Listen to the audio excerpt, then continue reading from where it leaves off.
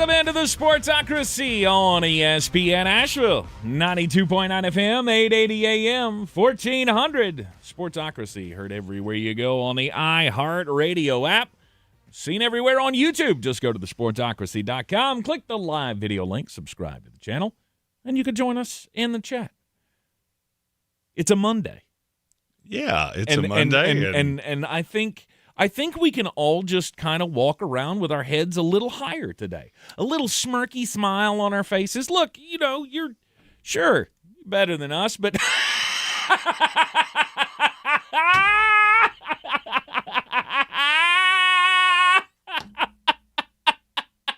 wait. Duke lost. Oh, in embarrassing fashion. I mean, in the worst fashion you can possibly lose. Fashion. Not only did Duke lose, you lost a game that was damn near unlosable. But in the last 11 seconds of that game, you did everything human. That's taken aside the second half, which was an abject disaster. Mm-hmm.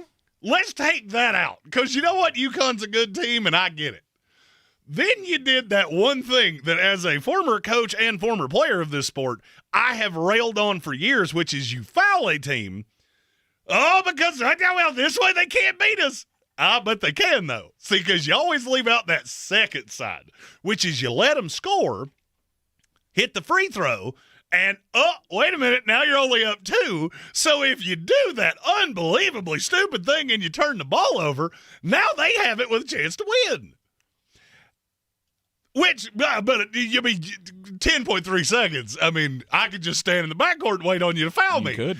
Except that John Shire didn't tell his 18-year-old point guard, hey, dum-dum, don't try to lob it over the defense, because they'll see that coming.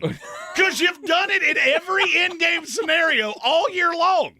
And so a good coach had already told his veteran-laden squad, hey, when you see the point guard and there's 2 behind you, jump.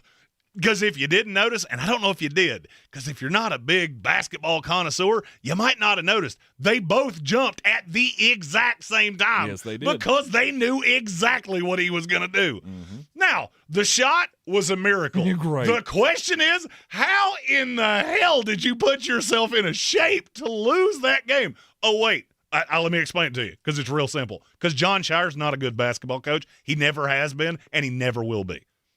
I pulled a couple little stats today. I'm curious how close the cantankerous over there can get. Mm-hmm. In the 4 years John Shire's been coach. Yes. This is according to 24/7 Sports. Yes. How many top 25 recruits does he have in 4 years? Oh, I'll say 12. 16. I was going to say 16, but I thought that was too many. What's the most any other program in America has? 4. 7. There's only one with 7. 4 is third. Yeah. Mm-hmm. And what does that tell you? Oh, wait. So he's had the best players. I mean, Duke churns out NBA players. Cool. Then why does John Shire have the exact same resume as Hubert Davis? And I had to listen to Duke fans talk about what an idiot Hubert Davis is. But the first time I say anything about John Shire, oh, you don't know ball. Yeah, I do. Actually, I do. See, I've covered this. Played it, all of it. Basketball's been a part of my life for 33 years. I know this so unbelievably well. And it is really easy to see as long as you want to see it. Now, if you want to put your fingers in your ears and go, no, Krzyzewski too, that's what he is. Okay, keep doing this. And I don't even really have a dog in this fight because I'm a Florida State guy. But living here, you have to have an allegiance to either North Carolina, NC State, or Duke. Mine falls to North Carolina because, well, they're the flagship on the radio station I work on. It's real easy to see if you just want to see it. I've watched John Shire now coach 4 games in this tournament. He's been outcoached 3 times. Jerry McNamara coached circles around him. Problem is he didn't have enough players. Mm-hmm. Second round, Jamie Dixon outcoached him for 30 minutes. He didn't have enough players. You can do with this information what you want to. This is verbatim what I said about Hubert Davis 3 years ago, and guess what? I wasn't wrong. I wasn't wrong then, and I'm not wrong now. So, you know what, Duke fans? You keep telling, well, we made it to the Elite Eight. You got knocked out in the first round. You know what? That and $1 will get you a Coke. Because in this tournament, there's 67 losers and 1 winner. And Carolina and Duke are in the exact same pot. So, you know what you got? A little bit bigger bill for plane tickets. That's it. Mm-hmm. You want to hang that Elite Eight banner? Oh, we made it to the Elite Eight. All right. Well, you outspend every program in college basketball, most of them by double time. So you keep telling me how good he is. And as a Carolina fan, I hope you just keep signing him to contract extensions. Mm-hmm. Because the beauty of Mike Krzyzewski was that he was such an unbelievably good X's and O's guy. What just happened to them against UConn never would happen under Mike Krzyzewski. Ever. Mm-hmm. Because he'd be at the timeline screaming, if you pass this ball one more time, I may kill all 5 of you. Trust me, I know. I've been sitting there watching him do it. Mm-hmm. Mm-hmm. And what did John Shire do? Jason Garrett. Have you seen the video of him reacting to the play in live time? No. He never opened his mouth. He never said one word. He's standing there watching his guy get trapped in the corner, gets it back out to Sarr, then they push it forward. If you watch how UConn converged on him, they knew to the letter what he was going to do because they've done it so many times. And you have an 18-year-old guard and your coach sat there with his arms crossed. Mm-hmm. I'm just going to let my guys go. Okay, that's all well and good if you have a senior-laden team. You don't. He does. Yeah. I can't stop watching it. It's candy for my eyeballs because all of that crap that they were talking. Oh, and Stephen Tao has said this on our socials and now said in YouTube chat. You're celebrating another man's victory. No, I'm not. I'm personally celebrating being right. Because if you recall, the day Carolina fired Hubert Davis, do you remember what the third thing I said was? Duke's in the exact same boat. You just don't realize it yet. Mm-hmm. You will. I do remember you saying that. Yeah, you will realize it. I didn't quite realize that karma was going to strike quite so aggressively. You celebrate Carolina blowing a 19-point lead, and then you do the exact same thing. Yep. And my number one argument history of this tournament. By the way, I am celebrating a guy's and downfall. I don't blame you. I don't care enough to do that. But in the history of this tournament, we've now had 135 instances where a number one seed had a 15-point lead at halftime. Mm-hmm. Up until when we all woke up yesterday morning, they were 134-0. One coach has ever lost one of those. And you want to know why that is? Because good coaches don't lose leads like that, and bad coaches rarely have a lead that big. Mm-hmm. But you've got players that are just better than everybody else. And you should be rolling. You should be rolling to championships. Fact or fiction, in the 4 years John Shire's been there, he's had the best roster in America 3 times. Fact. He's got 2 Elite Eights and a Final Four to show for it. Mm-hmm. I'm not sure.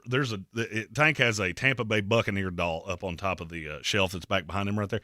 I'm pretty sure that doll right there could have coached those 4 Duke teams to 4 Sweet 16s. Mm-hmm. I'm very sure of that. You don't have to tell them anything.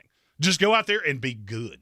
You can go out there and play AAU basketball for all I care, and you will beat the vast majority of these teams because there's not that many good players out there. Yep. I watched this Duke team for 40 minutes. Literally where I could have peed on the court. I know what I saw. I watched a Siena team that is not in their class talent-wise outplay them for 35 minutes until they gassed out. Mm-hmm. I don't know how many times you have to see it before you go, yeah, this is what it is. Billy Donovan would not have lost that game. No. Tommy Lloyd wouldn't have lost that game. Mm-hmm. Dan Hurley would not have lost that game. And I can do this for quite some time. So you want to defend him? Defend your guy. More power to you. This is one time we're on the same side. I hope you beat that drum so loud that he never leaves. I hope he's the coach at Duke until the day I die. Something tells me he probably won't be until the day you die. Oh, I'll go ahead and tell you, the Duke administration is looking at the same thing I'm looking at, which is I can tell you, Duke's private, so I can't narrow this down to the letter, to the number. But I can tell you pretty vaguely what they're spending on those teams, and it's double. This is the New York Yankees playing the Montreal Expos the vast majority of the time. Mm-hmm. And you can't get past that. Yeah, you lost to Connecticut, who spins, I'll say, in line with you. Yeah, probably. You had them dead to rights.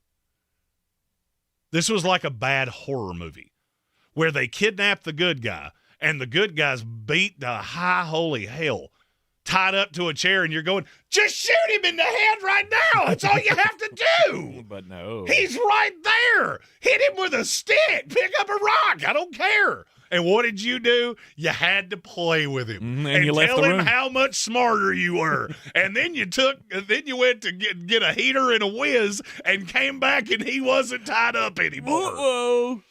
Look what happened. It has been wonderful. I've enjoyed being every able second. to bask in this because all them Duke fans talking all that smack on the interwebs after Carolina's exit to VCU. It's not comparable. No, it's way better. It's way better that you lost this game at the stage of the tournament that you lost it. Making it to the Elite Eight, much better. I mean, I'm having to do the same thing with Tar Heel fans. They're like, oh, well, I guess they should just fire Jon Scheyer right now. Well, that's a deeper discussion, and maybe they should. However, you cannot equate these two things in my mind. Okay, let me see if I can explain this because I don't understand this. I've never understood this. I've never understood why the smartest school in terms of blue blood powerhouses is the hardest to get through to their fan base. But I'm gonna slow it down and see if maybe you get it. North Carolina has not recruited well in 4 years. Mm-hmm. They've gotten one guy a year. Maybe. Caleb Wilson, best player they've had since Jordan. Yep. And I think that's unmistakable. They have one of those guys. You've had a top 3 recruit 4 years in a row. You've had a Caleb Wilson 4 years in a row. You have the exact same stat line as Hubert Davis. You know that guy that you were calling a moron not a week ago? Not 1 week ago, you were dancing on his grave. Hubert Davis was the head coach at North Carolina for 5 years. He had one Final Four appearance in 5 years. Mm-hmm. Jon Scheyer's been the head coach at Duke for 4 years. He has one Final Four appearance in 4 years. Hubert got to a national title game. Jon Scheyer didn't. Mm-hmm. You want to go brass tacks? Okay, let's do it again. You've recruited the number 1 recruiting class in America 4 times with Jon Scheyer. Great. He's an awesome recruiter. You've done nothing with it. Mm-hmm. So you railed on Hubert Davis and told us how stupid Carolina is for hiring somebody in the family that can't win big games. Hey, big dog, I'm going to need you to take that finger that you were pointing this way and turn it in on yourself because you can say every single word of that to you. Yep. That they can. And now the question is, do they do anything about it? No, No, because he's got the number 1 recruiting class in the country lined up again. Exactly.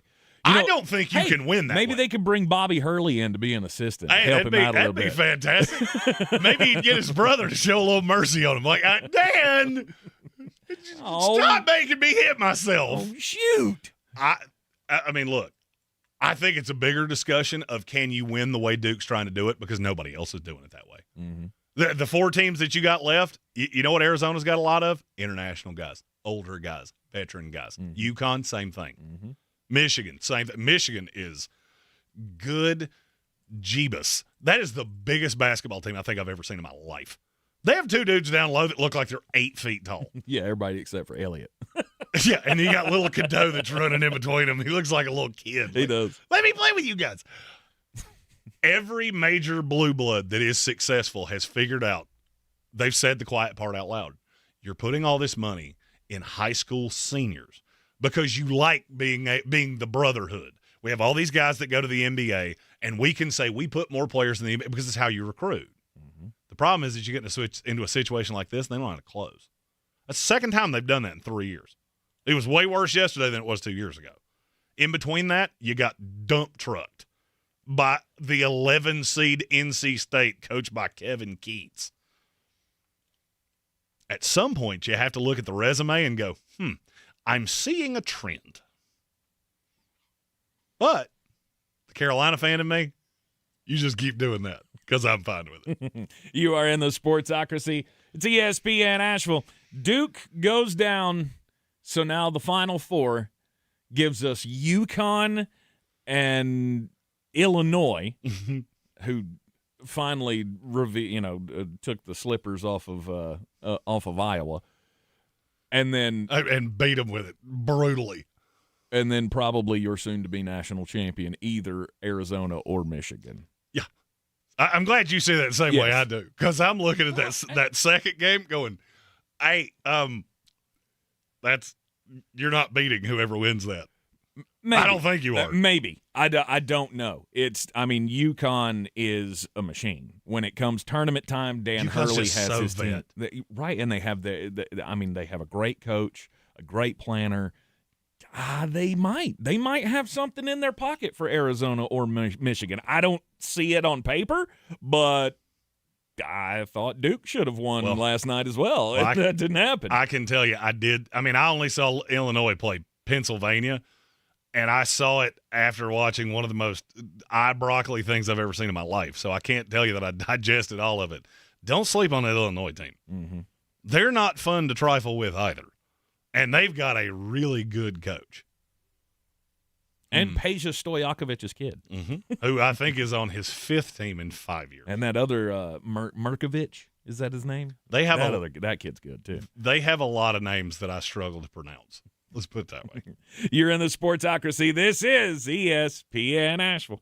Hello, everybody. How we doing? Don't miss our 2026 iHeartRadio Music Awards. Streaming now on Hulu. Taylor Swift's first awards show appearance this year. Taylor Swift is here. Miley Cyrus takes home the Innovator Award. Miley Cyrus. John Mellencamp wins the Icon Award. Plus performances from Alex Warren, Kehlani, Lainey Wilson, Ray, TLC, Salt and Peppa, In Vogue, and more. All hosted by Ludacris. You know what time it is? Our 2026 iHeartRadio Music Awards. Now streaming on Hulu. In a divided world, music remains our most powerful bridge, an art form that shows us again and again that we belong to one another. Music is the one language the world already shares. It crosses borders, dissolves fear, and reminds us of our common heartbeat. In every culture, in every generation, people turn to music to celebrate, to mourn, to heal, and to hope. It gathers strangers in community and transforms audiences into one collective breath. The Denise Graves Foundation stands where history, artistry, and humanity meet, illuminating untold stories, empowering future legends, and building a world where talent rises because of potential. The world is full of brilliance. We're here to make sure it is never hidden. These days, it's getting harder and harder to trust what you're seeing. Who made it? Is it real? But with iHeart, everything you hear is guaranteed human. That's why 78% of listeners trust their favorite radio host's product recommendations. And if you own or manage a business here or need to drive sales, that trust goes a long way in creating your future customers. Make iHeartMedia a part of your 2026 plan today. Visit iHeartAdvertising.com. Again, that's iHeartAdvertising.com. Matt Rogers and Bowen Yang here from Las Culturistas requesting your ears on our podcast. Download and listen on the iHeartRadio app or wherever you get your podcasts. College basketball back in the spotlight. March Hoops will have everyone talking. That game was unbelievable. Whose brackets are busted? Cinderella stories and buzzer beaters that make history. Yes! Lock into Fox Sports Radio is your #1 preset on the iHeartRadio app. Plus, binge on demand podcasts for more coverage with the Dan Patrick Show, The Herd with Colin Cowherd. Their front line looks like an NBA front line. And more. Search college basketball on the iHeartRadio app to stay in the know. This is J.W. Whitley, General Manager at Parks Ford of Hendersonville. Our value of commitment. Committed to you as our customers and the community that we serve. To do better, be better every day. That's the Parks Promise. Experience the Parks Promise today at parksfordhendersonville.com. Clarissa sells WNC as the #1 team in Buncombe County. We have the customer service experience to assist you in achieving your real estate goals. Our team offers something that 90% of listings in our market won't have, Zillow Showcase. Check us out at clarissasellswnc.com. It's the moment you dream of, the moment you work for. All culminate into this time, your moment. Ingles, we're with you every step of the way.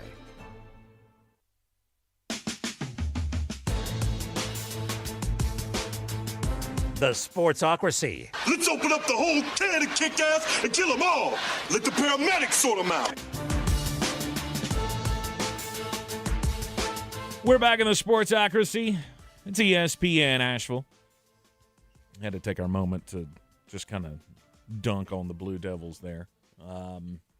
It's only one team can be victorious at the end, and Tar Heel fans, we can take solace in the fact that team's not Duke. That's pretty much sums it up. Let's talk about Clemson for a second. One Clemson Tiger in specific, Avon Terrell. This is a guy whose brother is in the NFL, AJ, right? For some reason, my mind just went blank. AJ's Avion's brother. Yeah. Is that his name? I don't even know. AJ Terrell plays for the Atlanta Falcons. And Avon, to some, a first-round pick in the 2026 NFL Draft. However, he missed the pro day at Clemson because of an injury. And he set up a private workout today, a private pro day. Mm-hmm. And 29 teams in the NFL were apparently involved. They all had scouts there to watch Avon Terrell run the drills, do the 40, do all the underwear Olympics things. Lasted about as long as that monologue did. He came out in the first run and injured his hamstring. Tweaked his hamstring, which was what kept him out of the Clemson Pro Day, and shut it down. Mm-hmm. So how much does this hurt his draft stock? Because this is a guy who never missed a game in college. Sure. So how much of a concern is it that he's got a bum hamstring in the offseason? This is a really good excuse for me to explain how the thinking of an NFL team works. So if 29 teams showed up to see this kid, what does that tell you? And he's in demand. Does Everybody's got a shot at him. Well, everybody's got a shot at him anyway because he's not. If he goes in the first round, it'll be very, very late. That's what I'm saying. So every team in the NFL's got a shot at him. Yeah. The fact 29 teams showed up to a pro day does not mean he's in demand. It means every team has what? What? Big old questions. Because you didn't show up to watch this kid run in shorts if you weren't going, there's something I want to see. And I can tell you what it is because I've had this conversation with Avon Terrell way too many times. Terrell's like a track star. I mean, this kid was a high school stud track guy. Mm-hmm. If he can't run like that, I'm not sure he should go in the first 2 rounds. And that's what they wanted to see. They wanted to see, do you still move the way you did 6 months ago? Mm-hmm. Because we haven't seen it. And I'm not thinking that a hamstring pull has shut you down. But I want to see you run through the drills. I want to see you do all of the things because I haven't seen you do that yet. What that tells me is that there's probably I wish I could see the list of teams that actually showed up to this thing because I'll bet you the team that drafted him is one of the 3 that didn't. Because they're already sold on whatever it is that they've seen on tape. And look, Terrell's a good player. He's really thin. He's 182 pounds, I think. Mm-hmm. I just did his player card not 24 hours ago, so I'm pretty sure 182 is right. Measured 186 at the combine. I was close. Yeah. That's really thin for a corner. He's not crazy tall because he's 5'11 and some change. Probably needs to play out of the slot, but did a lot of his work on the outside. I wanted to see it. Also, the fact that he did it tells me that the agent is hearing a lot of teams going, you need him to do this. You need him to do this because there are a lot of corners in this class that have done just enough for us to go, we're good. I'm looking at my list of corners right now, and I'm going to ask you a series of questions. Okay. Mansour Delane, I think that one is self-explanatory. Yes. He's going over Avon Terrell. I don't think he was. Was he in discussion to be the number one corner in this class? Oh, he was at a time. Right. And then he's steadily fallen for an entire year. Jermod McCoy. You think which one goes first, McCoy or Terrell? That's a good question. I don't think it is. Injury to Jermod. Well, now we got an injury to Avon. Mm-hmm. Jermod McCoy's tape's just better. He'll go higher than Avon Terrell. Okay. Chris Johnson from San Diego State. Is he going higher? He's past Avon Terrell, and I don't think it's all that close, to be really honest with you. Okay. Then you get into like Brandon Cisse, who Cisse for specific teams, they'll have him higher than Terrell because he is an absolute bulldog against the run. The problem is he doesn't cover particularly well, which is a weird thing to be a big knock on a corner. Like your biggest knock being you should cover better is weird to me for a guy that's going to go in the top 40. But I also think he's kind of a hybrid safety. I was going to say he's got more safety in him than corner. Colton Hood. Mm-hmm. Yeah, you know what Colton Hood is? He's a track guy too. So all of the things that you could possibly like about Avon Terrell, I can say the same thing about Colton Hood. So it gets to a point of how far down this line do you have to go before finally Avon settles? Him going in the first round, I think that ship has sailed. Mm-hmm. Now the question is, are you battling to stay in round 2? Because this pro day makes me think that you are. If you had teams with picks in the top 50 going, we feel good. You're not doing this. Mm-hmm. If you tweak a hamstring on the first run, you're either the unluckiest prospect in the history of the NFL draft, or you weren't 100% coming into this and you knew it. Mm-hmm. Because this hurts you. It certainly doesn't help. Anybody that had issues with soft tissue, because it's a culmination effect. Why is it taking you this long to rehab this? Why are you still not okay? We have this issue with a couple other guys in this class where you're like, why is it taking you so long to rehab this? Mm-hmm. Jermod McCoy is one of them. Jermod's was a significantly tougher injury. We're right.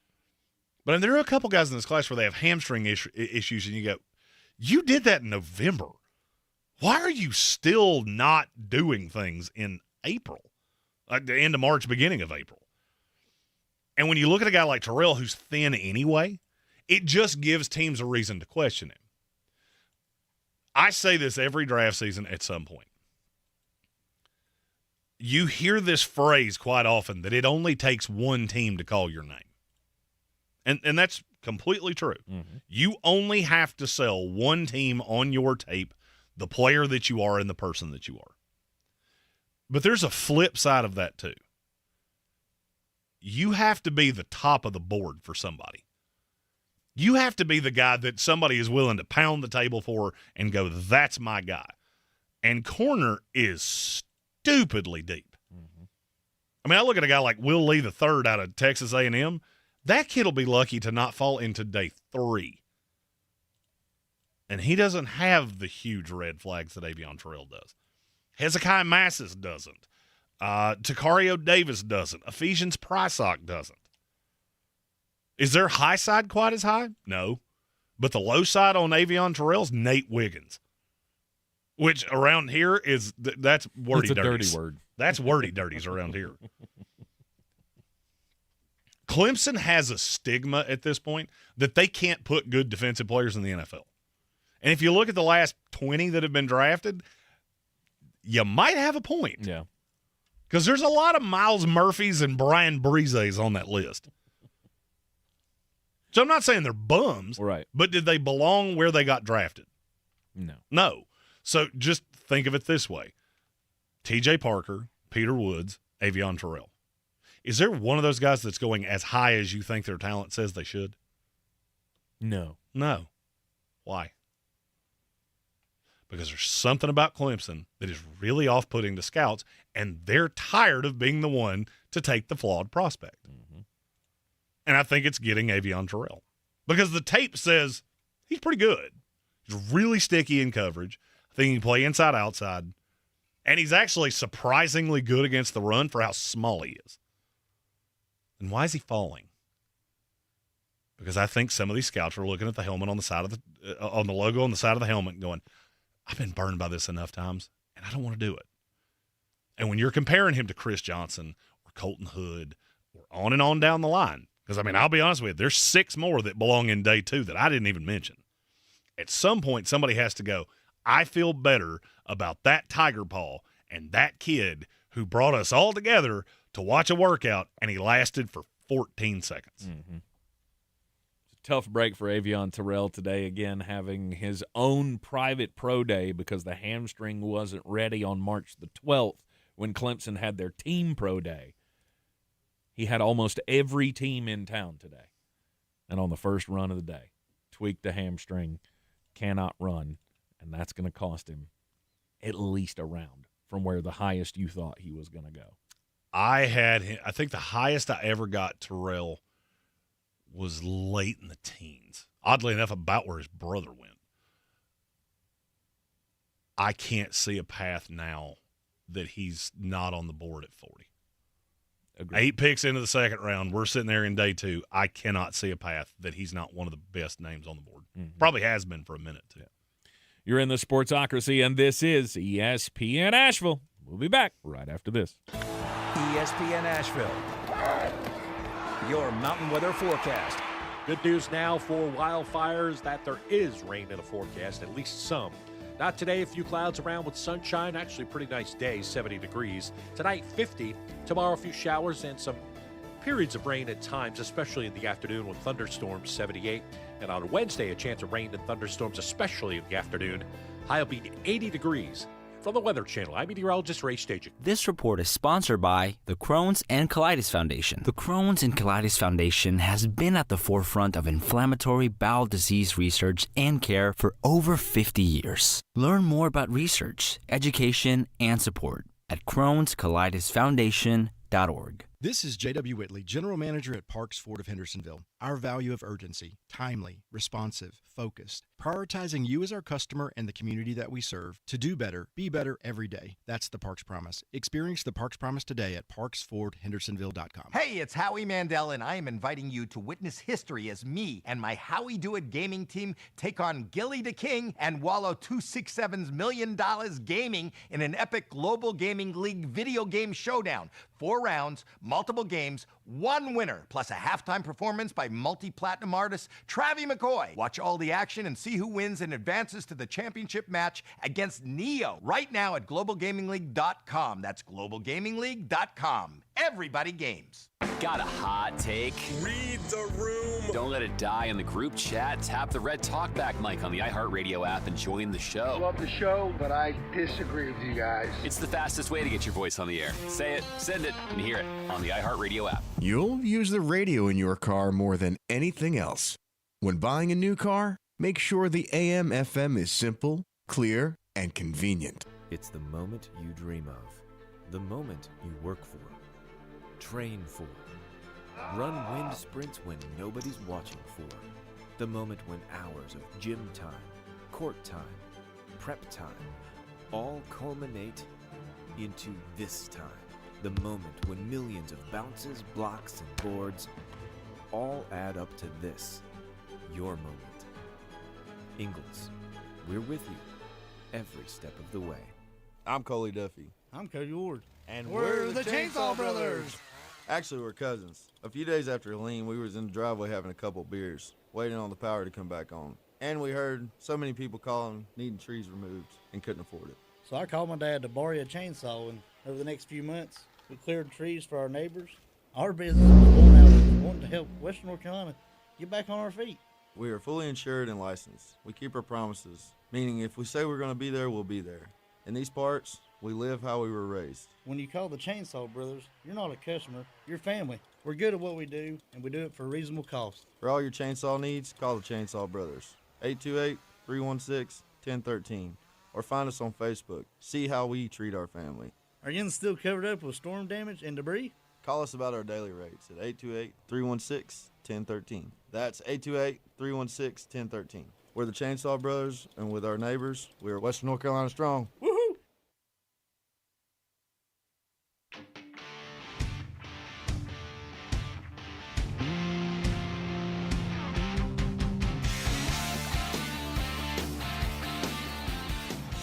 And welcome back into the Sportsocracy on ESPN Asheville.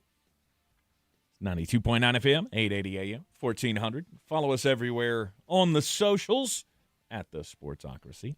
We're going to get into edge rusher rankings coming up in just a little bit on the program. Jeremy, it's time to get just a bit outside. How much more outside can you get than Avon Terrell holding his own pro day and getting hurt in 10 seconds? My story is about Memphis football, something that doesn't get brought up on this show quite that often. So that's a little weird. But their new head coach, Charles Huff, he's a disciple of Nick Saban. Okay. And he said something that I really want to say I hate this, but I can't because his reasoning is so good that I can't poke a hole in it. He was doing a presser with Memphis media. They're getting to know him. He just came over from, what was it, Southern Miss? Because he was at Marshall. He went to Southern Miss. Now he's at Memphis. Okay. To replace Ryan Silverfield. And they asked him something about music at practice because he doesn't believe in music at practice. And his rationale was when the Navy SEALs get ready to go on a mission, they're not listening to Lil Baby. And I heard that, and I went, because I was a big music guy. Like, I wanted music pumping. I heard that, and I went, oh, old curmudgeon.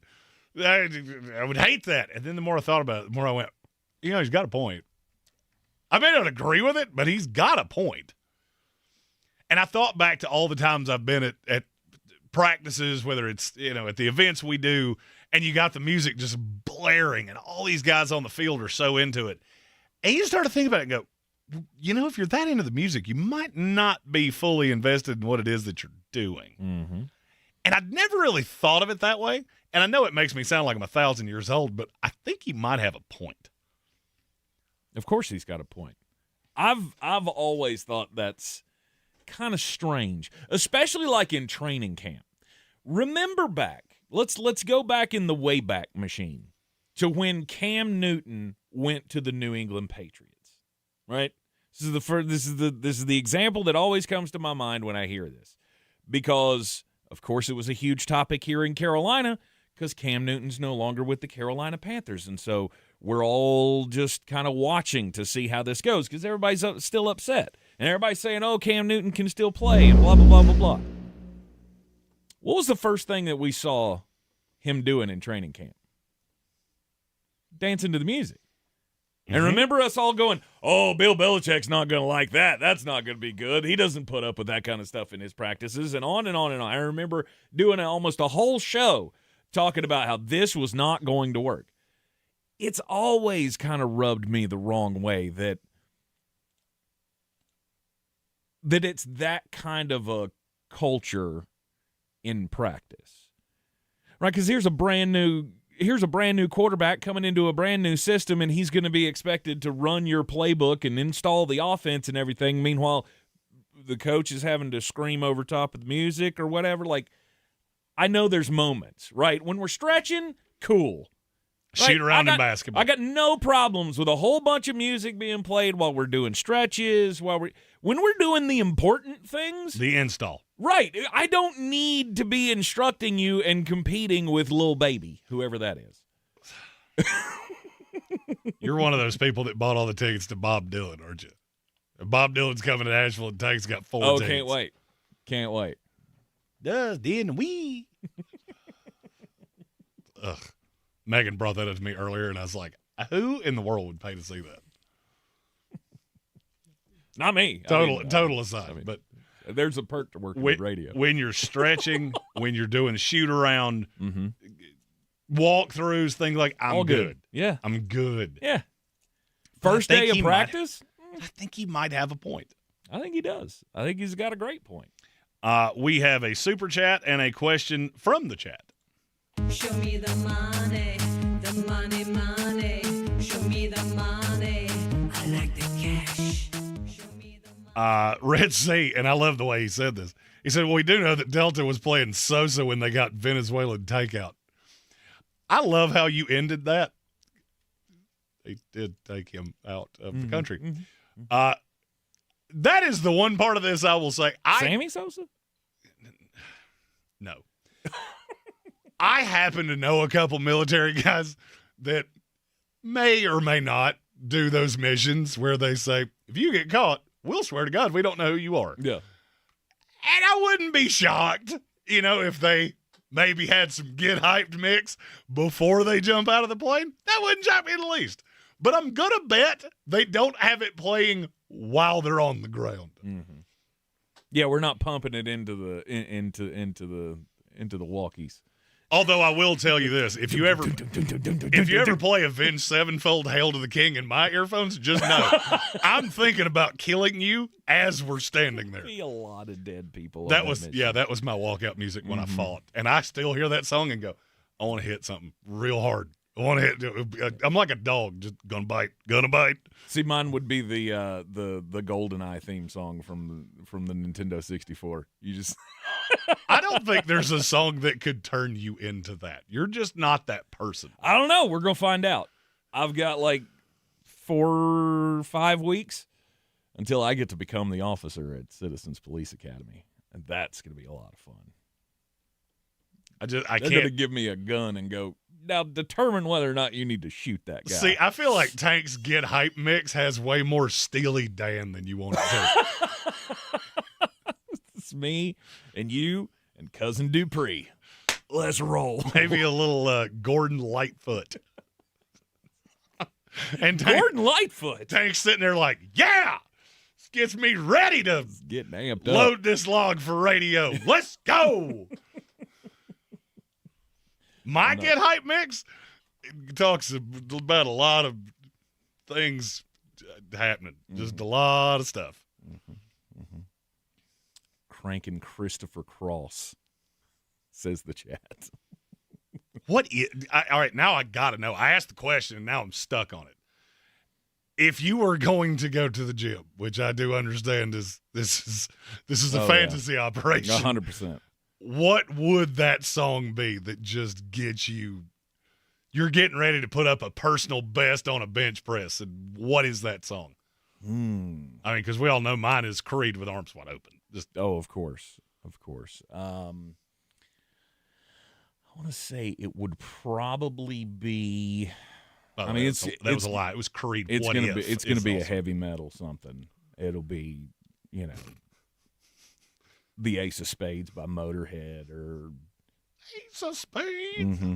Gary Birch said Mbop. Enter Sandman. I love that. Maybe I some asked Korn. Bill Workman said In the Air Tonight. Oh, the drum solo. Just put the drum solo on loop. This went so much worse than I thought it was going to. Our chat thinks less of you than I would have thought. No, they're just funny. And they are some. Pile it on. They are some funny sheep shearers. That is for sure. Yeah. No, it would definitely be something down the heavy metal path. Tank's listening to Metallica while he's yelling at the cat. 100%. Stop peeing in my shoes, you idiot! I see it in my head. That's right. The boys know. The boys. If I get up on a Saturday morning. And I'm I'm up doing stuff when they wake up, and if they hear the heavy metal mix on the iHeartRadio app, they know. Dad means business today. Andreas Pinckney said Barbie Girl. I think that would hype Tank up. Barbie Girl. I can see Tank being that guy that does the dude part in that song. Come on, Barbie, let's go, Barbie. I could see you strike me as that guy. Sure, why not? I mean, as much as I've heard you sing Love Shack. You do strike me as the fan of Aqua. I do love some B-52s. Fred's the man. This is why when we get in cars together, if he's driving, I just go to sleep because I'm like, I'm gonna hate all this. That's fair. All right, I have an angry mix on a playlist that plays in the truck. You'd hear about the third song and go, is there a pin in here? Because I feel like we need to take it away from him. Stubby says Closer by 9 Inch Nails. That'd be too slow. It's too slow of a start. Like you got to sit through a minute and a half before it gets to the good part. Like Tool. You don't listen to Tool in the gym. No, Tool. If you do, that makes you a tool. By the way, Tool is the Wire of bands. The music is speaking to me, bro. Hey, empty your pockets. I know there's something in there. Pull them out. Did you want the pot? Did you see the Candy Man today? I think you did. Tool's the Pot. That's probably the most hyped Tool song out there. Most people that listen to a lot of Tool are on the pot, so that is ironic.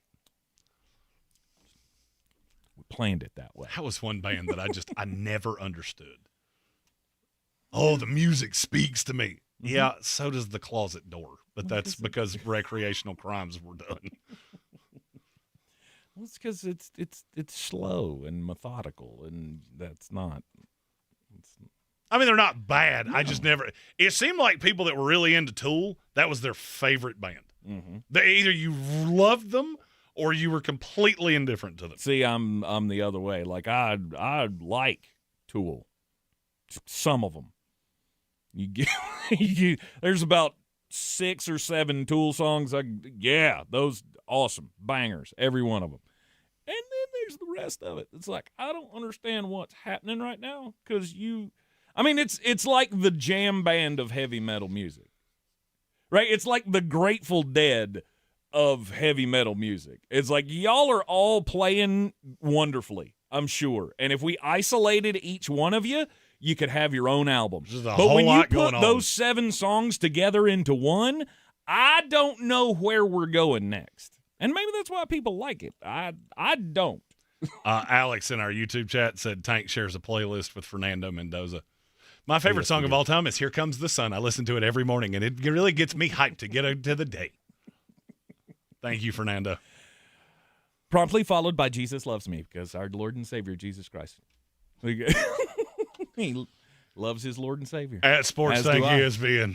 Hey, I'm not making fun. I'm just saying I love that the kid's so open about it. And he will tell everybody like he's supposed to be wearing a white button-up shirt with a name tag on it. Yeah.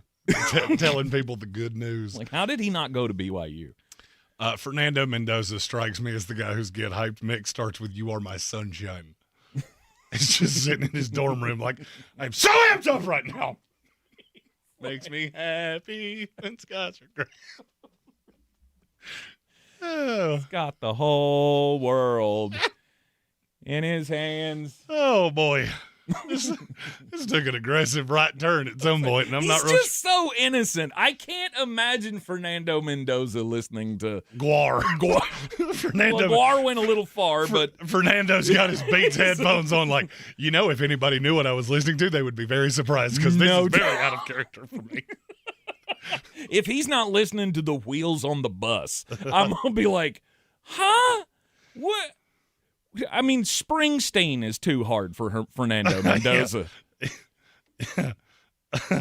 Bob Brown said it's I'm a little teacup. 100%. Here is my handle. Here is my spout. He actually has that now. That's what I call kids music.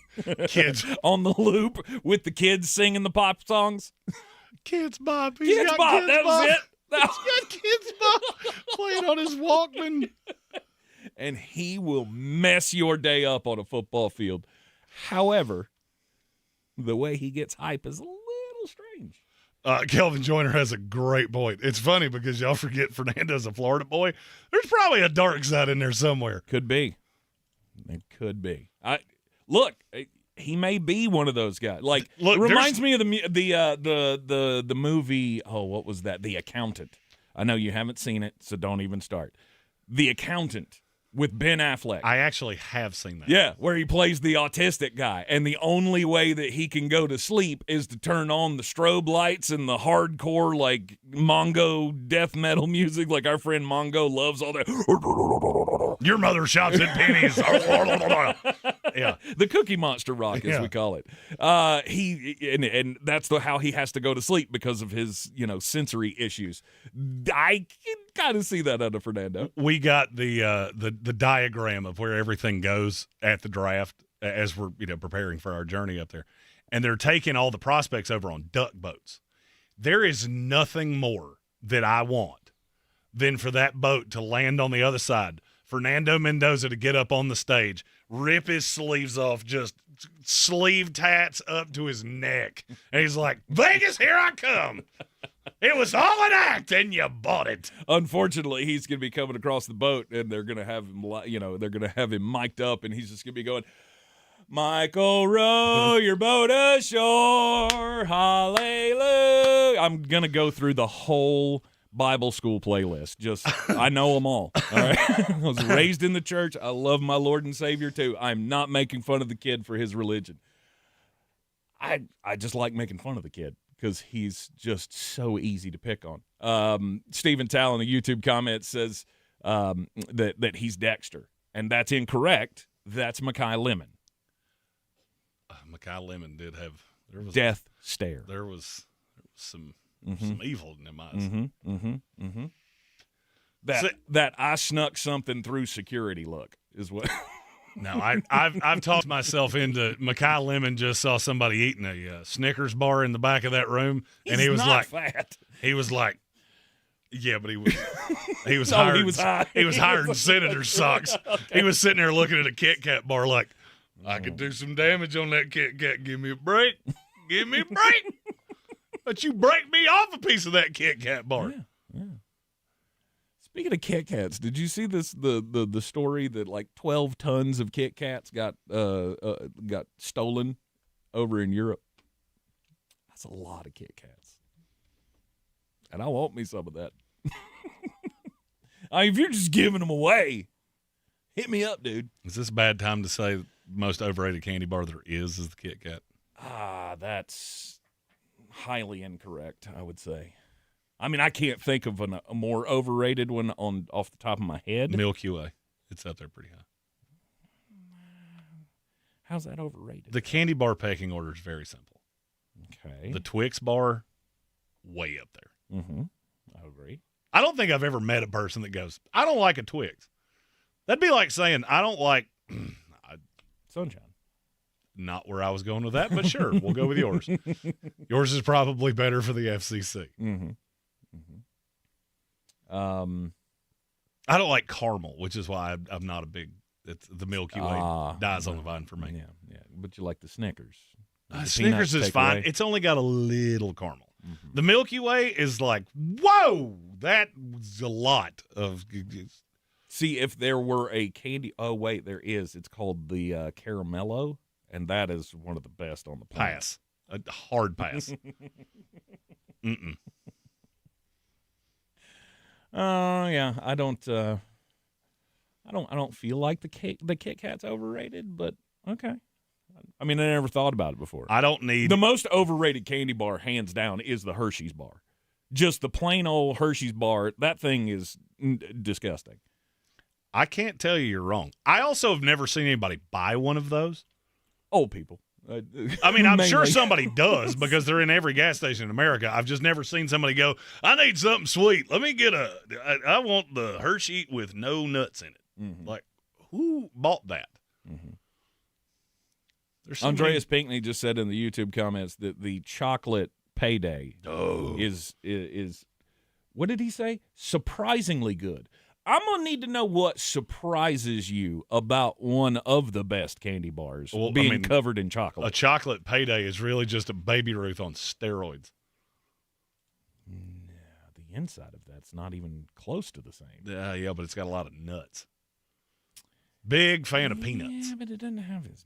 I mean, the payday. Remember, the payday's got a lot of nuts. Yeah, but that's what I'm saying about the other one you brought up. Like, I don't even see how those two things are comparable, because the payday has 5 times the peanuts in it, and the inside is not that nougat stuff. It's like a peanut butter. Can I just say I don't know why this came to my brain. Maybe it's because I'm so buried in the mullet. My 2026 NFL Draft Guide out 2 weeks from today. Mm-hmm. If Tank could dive as deep on an NFL prospect as he just dove on a payday, we'd have been done. Don't start. We'd have been done 2 months ago. I'd have been playing golf for the better part of the last 6 weeks, just out here doing stuff. Give you a whole scientific breakdown of them babies. I've had a bunch in my life, way more than any man should, and I only have 10 more years left to get them in. So, What are you calling your shot there, Babe Ruth? Oh, 100%. 100%. If I make it past 53, we'll be feeling good. Tank, that's I do believe that is your new nickname. Robert Baby Ruth Spencer calling a shot. Baby Ruth. We'll be back here in the Sportsocracy on ESPN Asheville. ESPN Asheville. Your mountain weather forecast. Good news now for wildfires that there is rain in the forecast, at least some. Not today, a few clouds around with sunshine. Actually, pretty nice day, 70 degrees. Tonight, 50. Tomorrow, a few showers and some periods of rain at times, especially in the afternoon with thunderstorms, 78. And on Wednesday, a chance of rain and thunderstorms, especially in the afternoon. High will be 80 degrees. From the Weather Channel, I'm meteorologist Ray Staging. This report is sponsored by Mothers Against Drunk Driving. For victims of drunk and drug driving, our grief is unique. But you are not alone. You always have a place at MAD. Call our 24-hour victim helpline at 877-MAD-HELP or visit mad.org. Are you running for office and have a message you want every voter in your district to hear? Well, that's where radio comes in. Radio is your direct line to morning commuters, midday grinders, and late-nighters. Radio puts your message right where your voters are. Plus, it's 1/10 the time and cost of video. Don't just campaign. Connect with millions all over the country. Even thousands in the smallest communities with radio. Call now and be on air in just 48 hours. 844-844-iHeart. That's 844-844-iHeart. I need a little range, step to the range, come on, meet me at the Introducing the new Chick-fil-A Jalapeno Ranch Club Sandwich. With that juicy Chick-fil-A chicken on a buttermilk ranch bun, jalapeno ranch sauce, and pickled jalapenos, it's a little ranch with a lot of kick. The new Chick-fil-A Jalapeno Ranch Club with original spicy or grilled filet. Available for a limited time only. Order ahead on the Chick-fil-A app.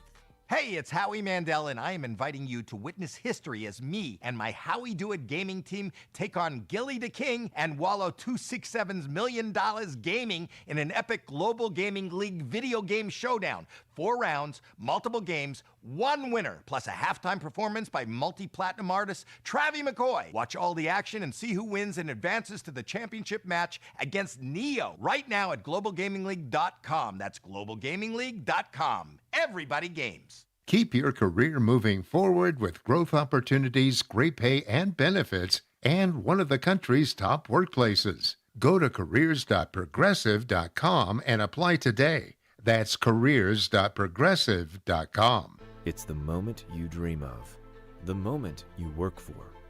All culminate into this time, your moment. Ingalls, we're with you every step of the way. Selling your home? Don't settle for average. Our real estate team at Clarissa Sells WNC and eXp Realty offers Zillow Showcase, an exclusive AI-powered listing experience available to just the top 10% of all listings in our area. With immersive media, cutting-edge design, and elevated marketing, Showcase listings, they go pending quicker and sell for up to $9,000 more than standard listings. Ready to stand out in a crowded market? Give our team a call today, 828-774-6343, because your home deserves the spotlight. This is J.W. Whitley, General Manager at Parks Ford of Hendersonville. Our value of commitment. Committed to you as our customers and the community that we serve. To do better, be better every day. That's the Parks Promise. Experience the Parks Promise today at parksfordhendersonville.com. It's sad that civil discourse in the political world is rare. Hard to have conversations and just agree to disagree or even hear each other out.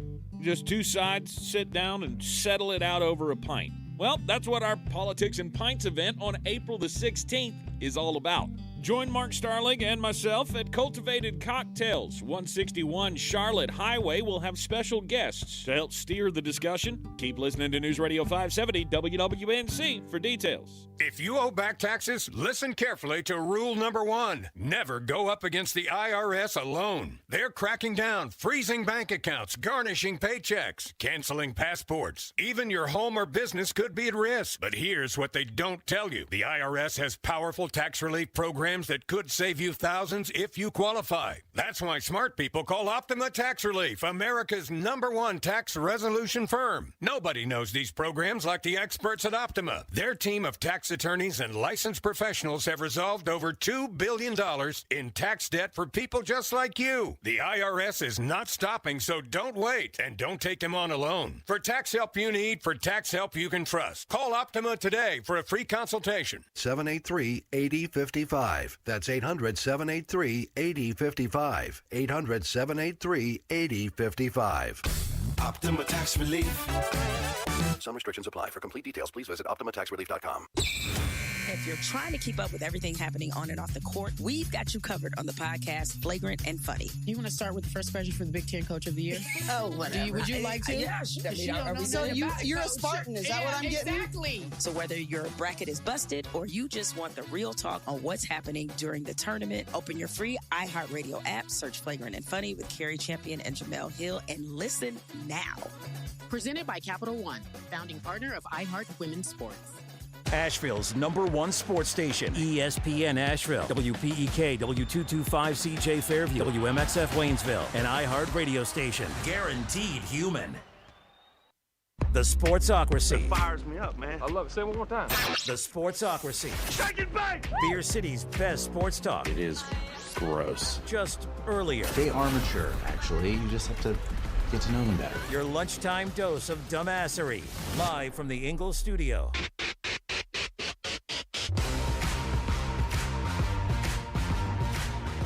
Welcome back into the Sportsocracy on ESPN Asheville. It's 92.9 FM, 880 AM, 1400. We're heard everywhere on the iHeart Radio app. Seen everywhere on YouTube. Just go to thesportsocracy.com, click the live video link, subscribe to the channel so you can interact with us in real time. Go through the chat on the YouTube. Join the House of Reprehensibles and Super Chat, and all those go right to the top of the list. And we have a new member of the House of Reprehensibles if you'd like to hit that button.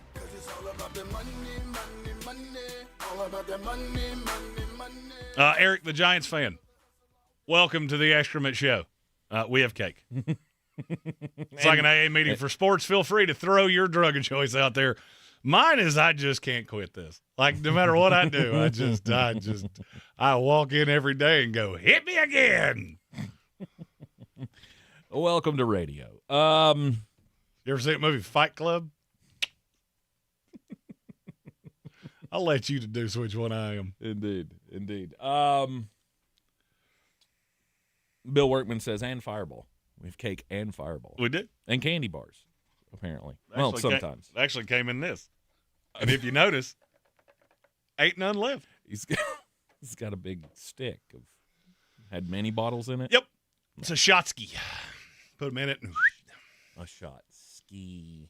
Gotcha. Mm-hmm. Looks like a ski. Mm-hmm. It does. Mm-hmm. It does. It's a real tiny one, though. Mm-hmm. For like Elliot Cadeau. It's a Elliot Cadeau ski. Not easy to do that with me, considering I'm a head taller than everybody that works here. Yes, indeed.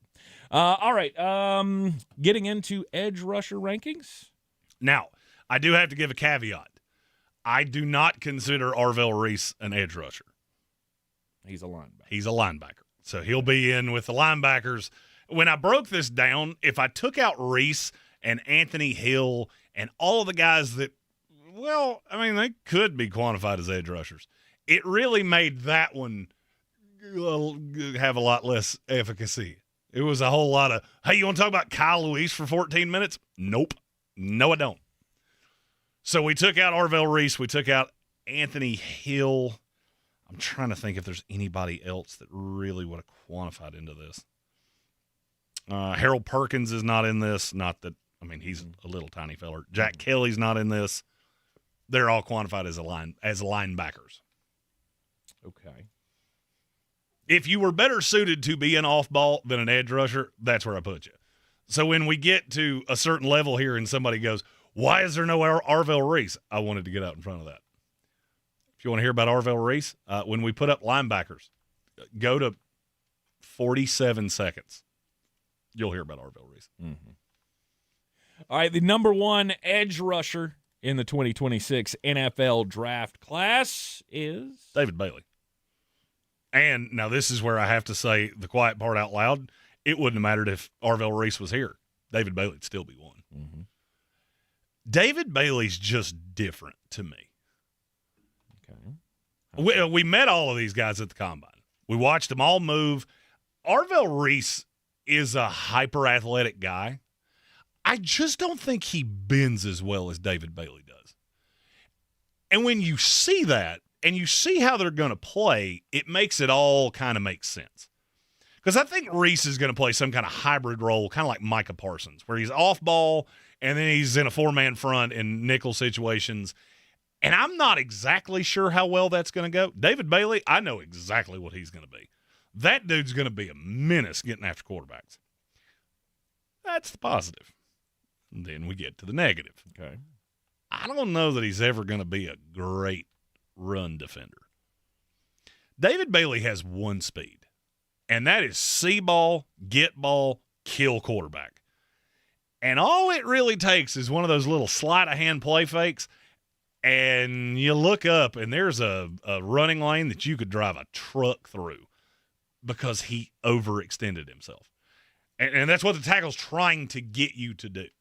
One of the things that people that are casual fans or not tape junkies don't understand, the tackle's trying to position you where he wants you. And if that means he gives up the outside shoulder, typically means that the inside shoulder is where this play is going.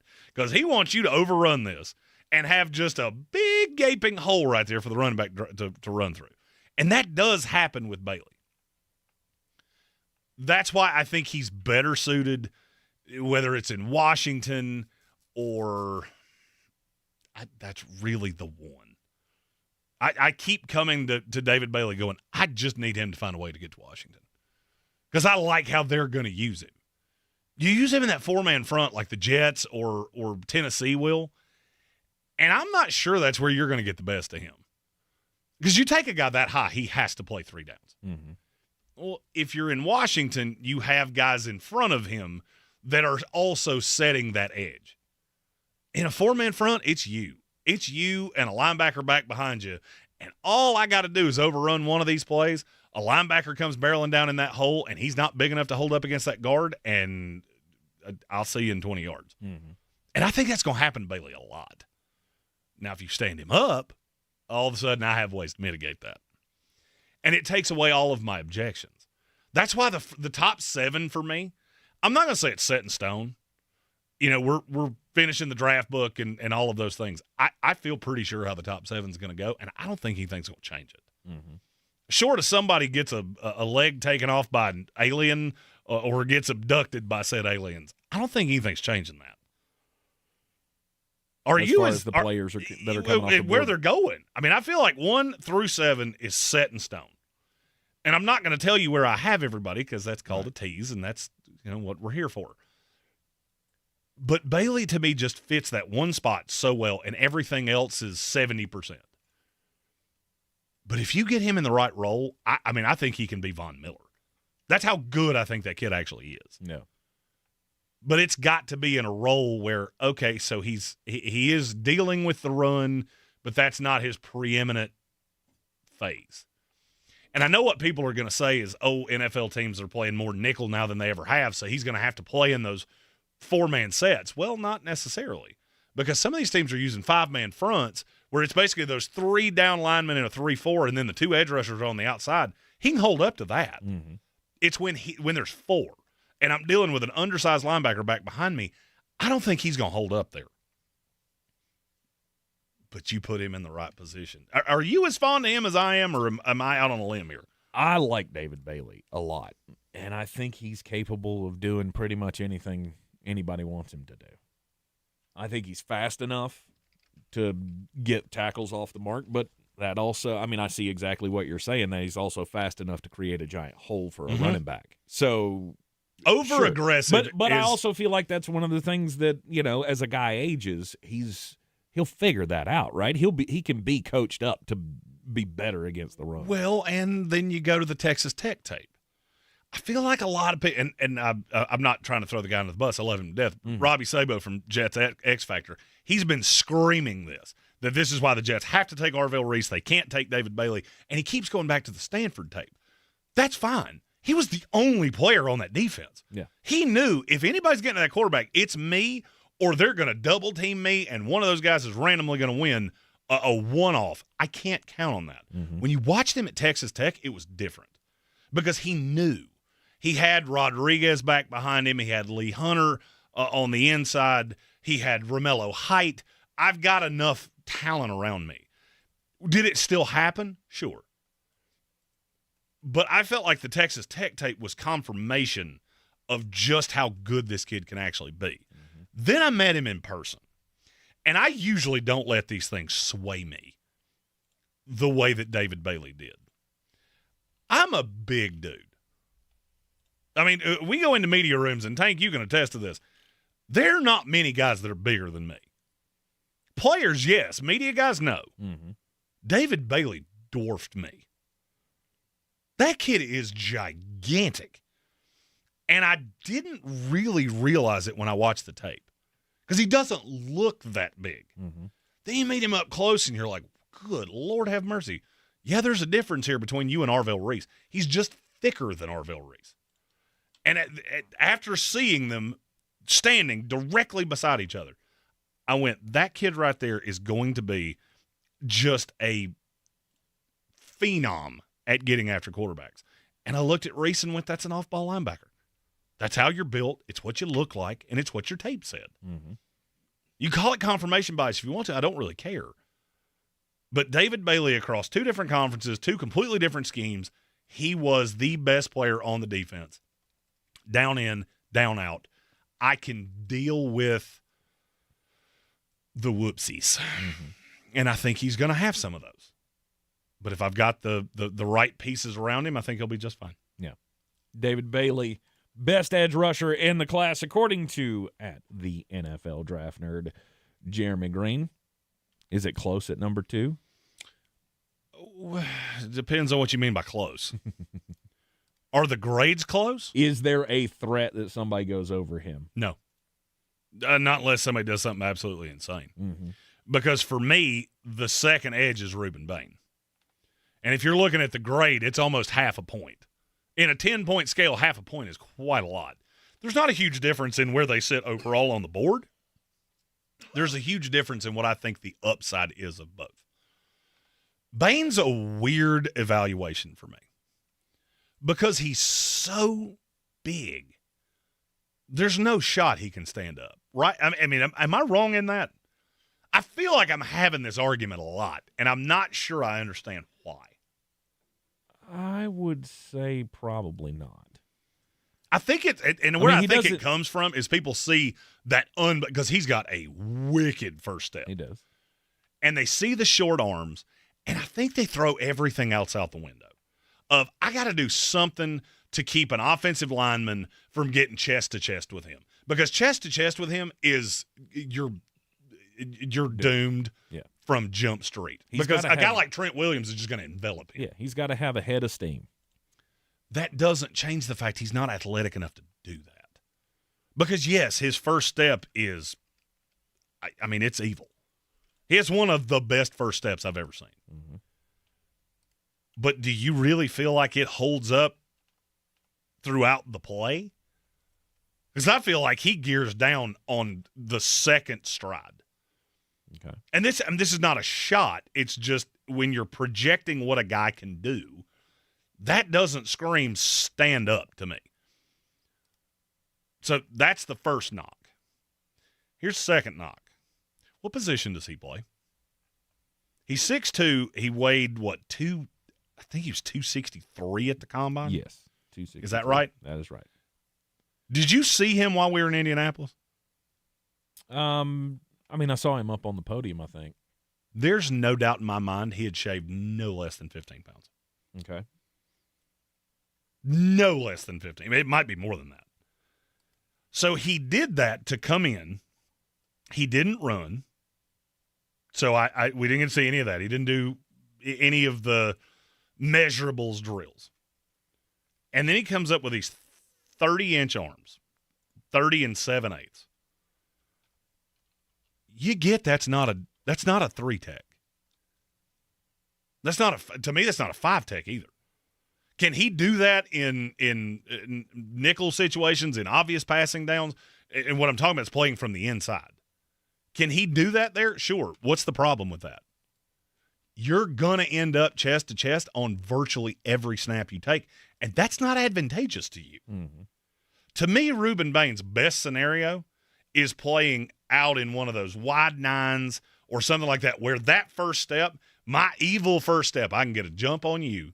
And then the fact that my arms are short, I've just got to be able to bend underneath you. Mm-hmm. And he can. He definitely can. He can. Did you see the comparison between? I can't remember. It was him and Arvell Reese. I know exactly what it was because yes, I did see him and Arvell Reese. And Rueben Bain looks like he's floating over the ground, and Arvell Reese looked like he was bending over to tie his shoes. He is 100% parallel with the ground, with his feet still underneath him to turn and get around that dummy. Dude's got some freakish versatility.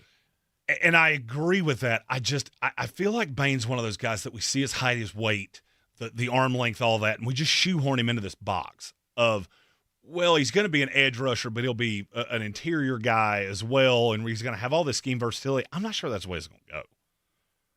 Now, he holds up better against the run than the vast majority of these guys we're going to talk about. Mm-hmm. So if you're a 4-man front, or you play one of those weird hybrid 5-man lines, Rueben Bain can be your dude. Because I don't think he ever gets washed out in the run. That issue I said with David Bailey, I don't think he's ever going to have that. The problem is there's going to be games where he is irrelevant. Mm-hmm. And Trent Williams is the one I keep seeing because I'm thinking of those just monstrosity arms. He's got a 5-inch reach advantage with both arms over Rueben Bain. How in the world are you going to deal with that? I mean, unless you're Superman, you're not going to get by him routinely. So for me, yeah, he's 9 in this class, but would he be there in an average class or in a good class? I don't think so. There's not a ton of miss because you've got a lot of different ways you could use him. But, I mean, his best case scenario is very specific. And I'm looking at Kansas City. I'm looking at the Tennessee Titans, Cincinnati Bengals. Those are in the top 10. Those are your 3 best scenarios. Mm-hmm. I'm not telling you he can't work somewhere else. I know New Orleans is on fire for him. I'm just not 100% sure how that's going to work. Just don't know where they're going to play him.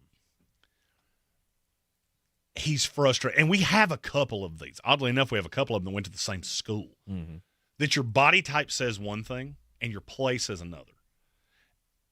And I've just seen a lot of those guys get washed out.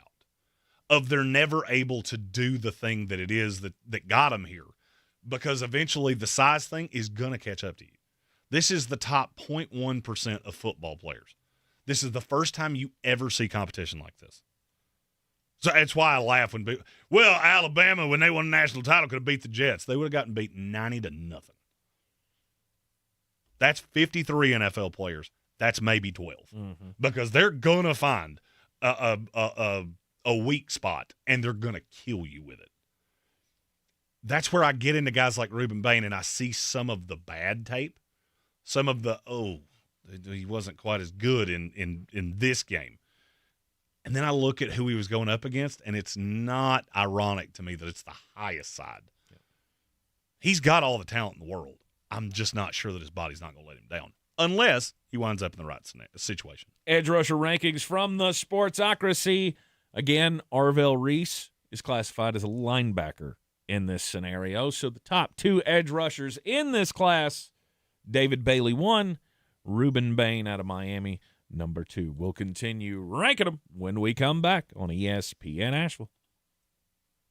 Don't miss our 2026 iHeartRadio Music Awards. Streaming now on Hulu. Taylor Swift's first awards show appearance this year. Taylor Swift is here. Miley Cyrus takes home the Innovator Award. Miley Cyrus. John Mellencamp wins the Icon Award. Plus performances from Alex Warren, Kehlani, Lainey Wilson, Ray, TLC, Salt and Pepper, In Vogue, and more. all hosted by Ludacris. You know what time it is? Our 2026 iHeartRadio Music Awards. Now streaming on Hulu.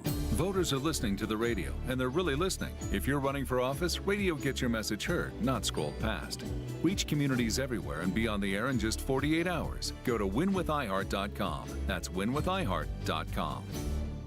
Professional wrestling fans, the action continues every week. Watch TNA Thursday Night Impact every week on AMC. It is like electricity flowing through your veins. Don't miss the adrenaline, the drama, and the total non-stop action. No one can ever be as good as this right here. Don't miss the action of TNA Thursday Night Impact every week on AMC. For showtimes and more information, visit TNAWrestling.com. Want a great way to boost your brand? Custom labels at Staples will help packages pop, shipments stand out, and takeout boxes really take off. Shop now through April 18th and save 30% on all custom labels. Staples, that was easy. Taxes was feeling so stuck. Sitting in traffic, squeezing into a parking spot, all to squeeze in getting tax help during your lunch break. Now Taxes is a TurboTax expert who does your taxes for you, while you go about your day getting real-time notifications about their progress and the most money back guaranteed. Now this is Taxes. Intuit TurboTax. See guarantee details at turbotax.com/guarantees. Only available with TurboTax experts. Real-time updates only in iOS mobile app. If you're trying to keep up with everything happening on and off the court, we've got you covered on the podcast Flagrant and Funny. You want to start with the first question for the Big Ten Coach of the Year?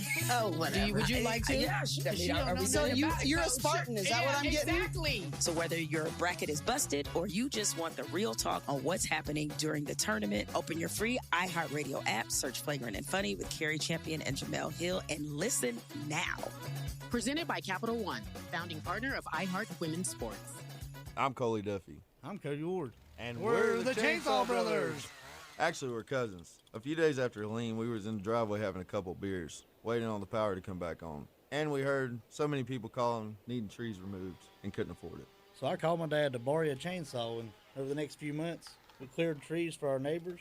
Our business was born out of wanting to help Western North Carolina get back on our feet. We are fully insured and licensed. We keep our promises, meaning if we say we're going to be there, we'll be there. In these parts, we live how we were raised. When you call the Chainsaw Brothers, you're not a customer, you're family. We're good at what we do, and we do it for a reasonable cost. For all your chainsaw needs, call the Chainsaw Brothers. 828-316-1013. Or find us on Facebook. See how we treat our family. Are you still covered up with storm damage and debris? Call us about our daily rates at 828-316-1013. That's 828-316-1013. We're the Chainsaw Brothers, and with our neighbors, we're Western North Carolina strong. Woohoo!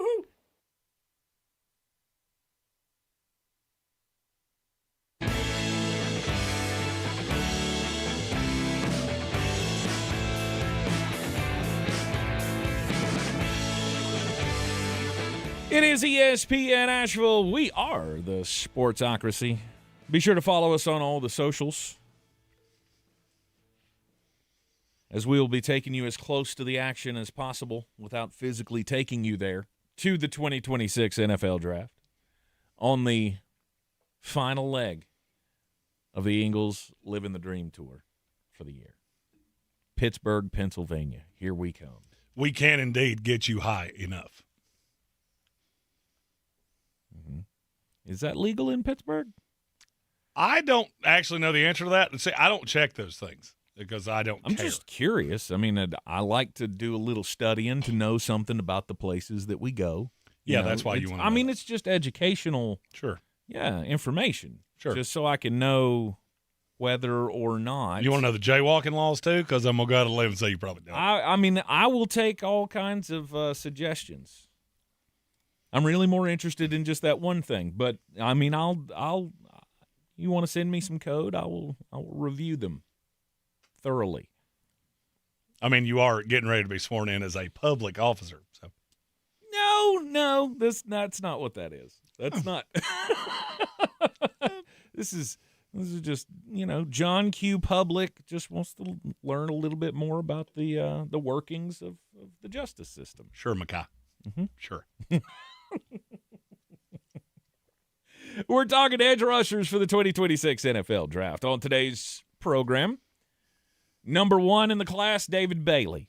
Number 2 in the class, Rueben Bain. If you're just joining us, Arvell Reese is not on this list because at the NFL Draft Nerd feels that he should be ranked with the linebackers instead of the edge rushers. I do think it's funny that the industry views Arvell Reese, however I look at him, they go the exact opposite. Because when everybody was in love with him, I was like, I don't know. Now everybody's down on him. I'm like, okay, we've gone to a stupid point here. We're talking about him falling out of the top 10. That's dumb talk. Arvell Reese? I had not seen that. People lost their minds over that Ben thing. I get it to a point. Oh, that he's a little too stand-uppy to be he's just raw. Elusive. He's raw. That was the argument I made when everybody was losing their mind about him. Now all of a sudden, you see it my way, and I care less than I ever have. Mainly because I've gotten through the rest of the class and gone, ooh, this sucks. Ooh, we get to the third round, and I'm like, that's not a third round pick. So if you need an edge rusher and an impact edge rusher, make your strike early in the draft is what he's saying. The number 3 edge rusher in this class is Keldric Faulk out of Alabama or Auburn. Excuse me. They'd kill me for that. I don't know if this dude hooked up with somebody's sister and didn't call her, or I don't know why everybody dislikes him so much, but it kind of blows my mind. Would you like to hear the list of prospects in this class that are younger than him? Yes. Would you like to hear it again? None of them. He's the youngest player in this class that I've found. Okay. There might be one out there somewhere that went to Valdosta Technical Institute for Culinary Mastery, but I haven't seen him yet. It's 20 and a half. Mm-hmm. He won't be 21 until, I want to say, October. It's either September or October. September 7th. I think his birthday's actually on the day the season opens. You want to know how locked in Jeremy is? That's not on the information sheet in front of him. I know when this kid's dadgum birthday is. I just don't get it. When I look at Keldric Faulk, he's got everything you want. He's almost 6'6". He is thicker than a Snicker bar, 280 pounds. And he can move like nobody as big as him should move the way he does. Mm-hmm. But everybody gets stuck on, well, he only had a handful of sacks. Do you realize how bad that Auburn defense was? It was him and one other dude. That's it. And that dude did not play corner because all the corners got out of town a couple years ago. I just don't know what he was supposed to do. He also fits, to me, he is that 3-4 defensive end. But in a 4-man front, he plays on the inside. Mm-hmm. Okay. And I could easily – I'm going to give high praise to this kid, and I mean it. I think his high side is Calais Campbell. That's how good I think he can be. But he's still got so much room to grow. Mm-hmm. And he's good enough, right? He's a top 15 player to every team in the NFL. I was going to say, but Calais Campbell was a big dude, wasn't he? How much bigger do you think he is than Keldric Faulk's 6'0", 276 pounds. 276 pounds? How big did you think he was? Jeez. He weighed into the combine at 276. Wow. And I'm going to be honest with you, I think he slimmed down. You don't look at No, me. he's got a thin build. God. That's a lot of poundage in that package. He's also got really long arms. Play up and down the formation. Yeah. Now, Calais Campbell, that's the high side. I'm not telling you that's who he's going to be. I'm saying that's, if you're asking me for a range of outcomes, I would say the high side is probably Calais Campbell. The low side's probably Jermaine Johnson. Because Jermaine Johnson has a little element of that too. He's just played on teams that keep putting him on the outside. Mm-hmm. I mean, but Jermaine Johnson could stand up. I think Keldric Faulk could stand up. I don't think he's going to, right. but He could. Okay, all right. To me, he's just a freak of nature, and people get lost in box scores because they don't want to take the time to go through and watch the tape, and I get that. It's not your job. It's what people like me are for. I was going to say, well, it's also, I mean, is that not a concern that he didn't have production in college? I will bet, and I don't actually know a way to check this because I don't think anybody is this big of an absolute nerd. Mm-hmm. I'll bet he was double teamed more than any player in college football last year. If somebody has that stat, I'd love to see it because I never have, and I am totally hypothesizing here. Mm-hmm. I'll bet there's no player in college football double teamed more than he was. No. Because the only ones that I think would even be in the ballpark would be Arvell Reese. Couldn't double team him. Because if you're double teaming him, you're taking somebody off Caden Curry or Sonny Styles or Caden McDonald or whoever else. Right. You couldn't do it with David Bailey because you're taking somebody off Romello Hyde or Lee Hunter. I can't think of the Miami guys. You're taking them off each other. Mm-hmm. So, I mean, who's drawing the double team that often? And there are other guys that are not far behind Keldric Faulk that have Zion Young. Zion Young had 5 sacks in 3 years, and I haven't heard the first person say that yet. Not one time. Everybody just loses their mind about him. The production's almost equal. One of them's a physical freak, one of them's not. Mm-hmm. That guy should go higher. And that's just where I'm at with Faulk. I don't get it. I'm going to keep pounding this drum, and I think a smart team. I think it was Gary, maybe Gary, that said Washington and Miami could end up with a trade-up situation where Miami comes up to 7. Yep. If I'm Washington, I can drop down to 11, add a second-round pick, and I get Keldric Faulk if David Bailey's not there, all the way in. Mm-hmm. I'll jump up and down for joy, by the way. We found that nerd. Bill Workman is that nerd. Keldric Faulk was top 5 most double-team player in the country last year.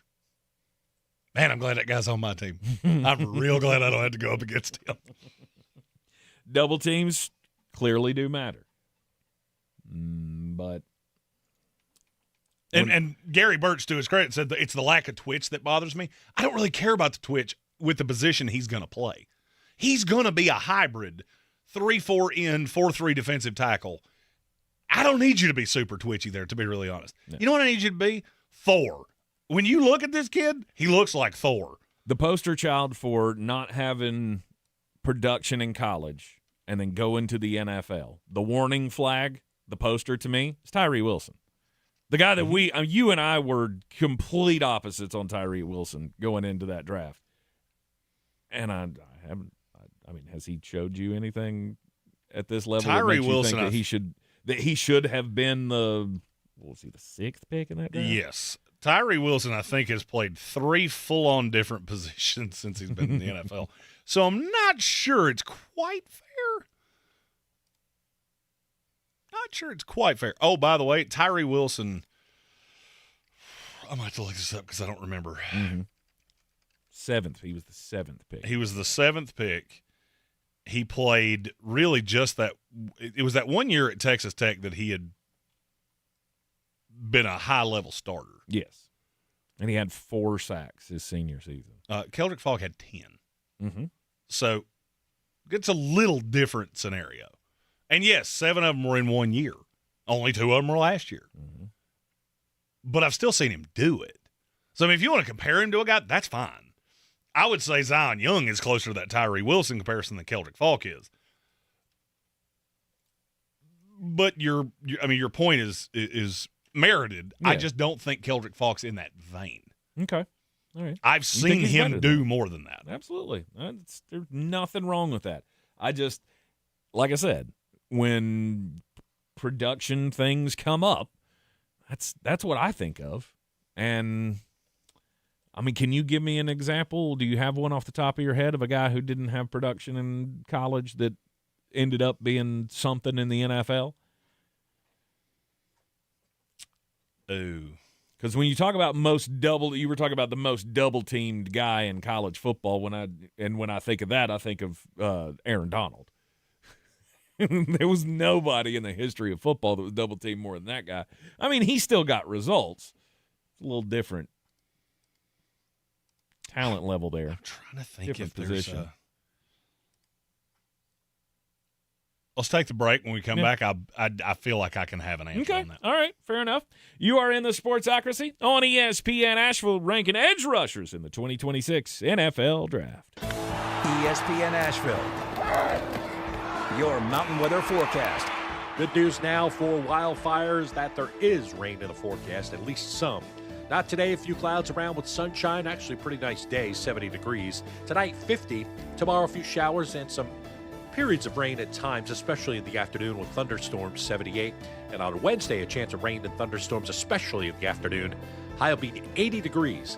From the Weather Channel, I'm meteorologist Ray Stajan. This report is sponsored by Taco Bell. New crispy chicken crunch wrap sliders at Taco Bell. With all white meat nuggets and your choice of creamy chipotle or jalapeno honey mustard inside. One's a snack, more's a meal. At participating U.S. Taco Bell locations for a limited time while supplies last.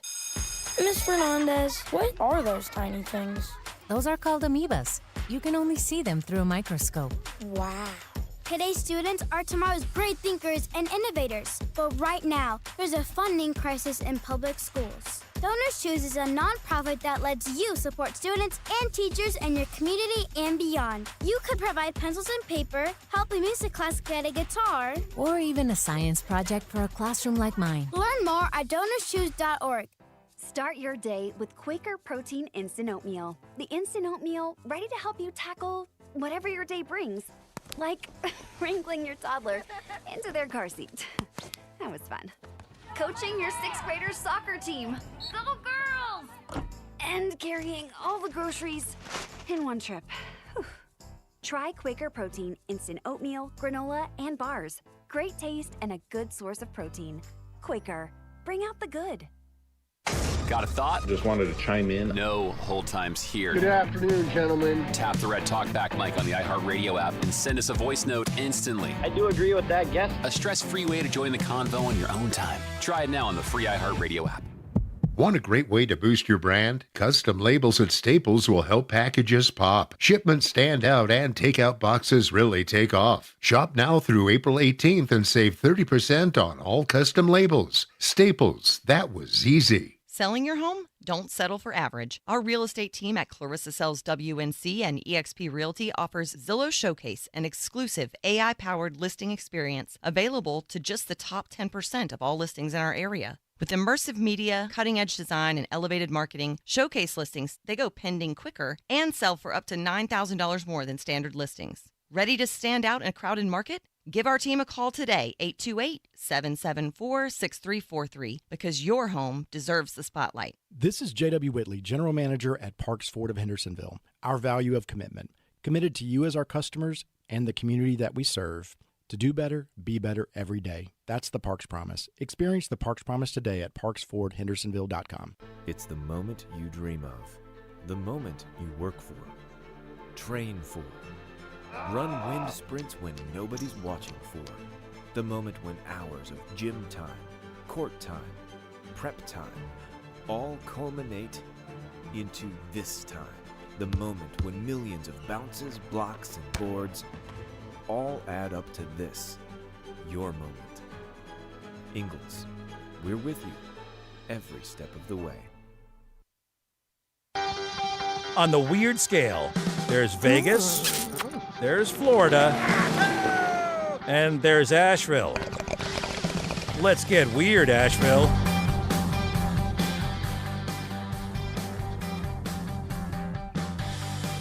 Welcome back into the Sportsocracy on ESPN Asheville. Jeremy, you got a weird one for us today? Yeah, this does quantify as weird. Does it get weird? There's a conspiracy theory that maybe U.S. troop movements were tipped off by a weird source. Mm-hmm. It's a stripper. There were some U.S. forces, Marines to be exact, that were doing some things with our current entanglement, as it were. Mm-hmm. Well, there's a stripper that has now gone viral. Her name is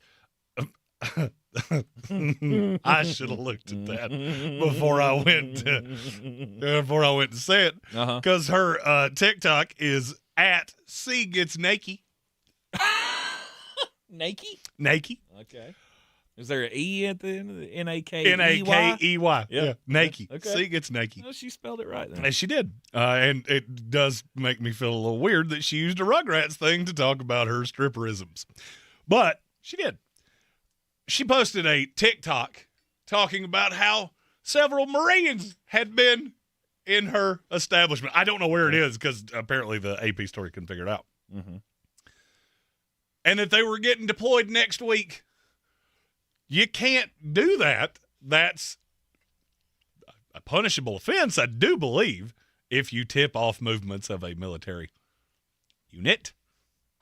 Well, I mean, if you say where you're going. I don't, but do you even need to say that? Absolutely. Absolutely, you need to. I mean, I guess you're not divulging anything if you just say, I'm getting deployed. Sure, but. And plus, what Marine is not going to go into a strip club and be like, well, I'm being deployed next week, and, it's my birthday, and just got married, and I think also I just passed some kind of hard test. I don't know. Like, I'm coming up with every excuse to get this girl to do what I want her to. Look, I was never in the military, but I have been in some finer establishments when some military gentlemen stepped in. Yep. I don't think you have to go that far. Maybe not. Most of them show up in a uniform, and at least one girl goes, no. It's like watching the Roadrunner just go, boop, boop. And then there she is, just batting her eyelashes right here next to Deputy, whatever his name is. I don't know what the ranks are. I have no clue. I don't care. Boy's about as sharp as a bowling ball. Boop, boop.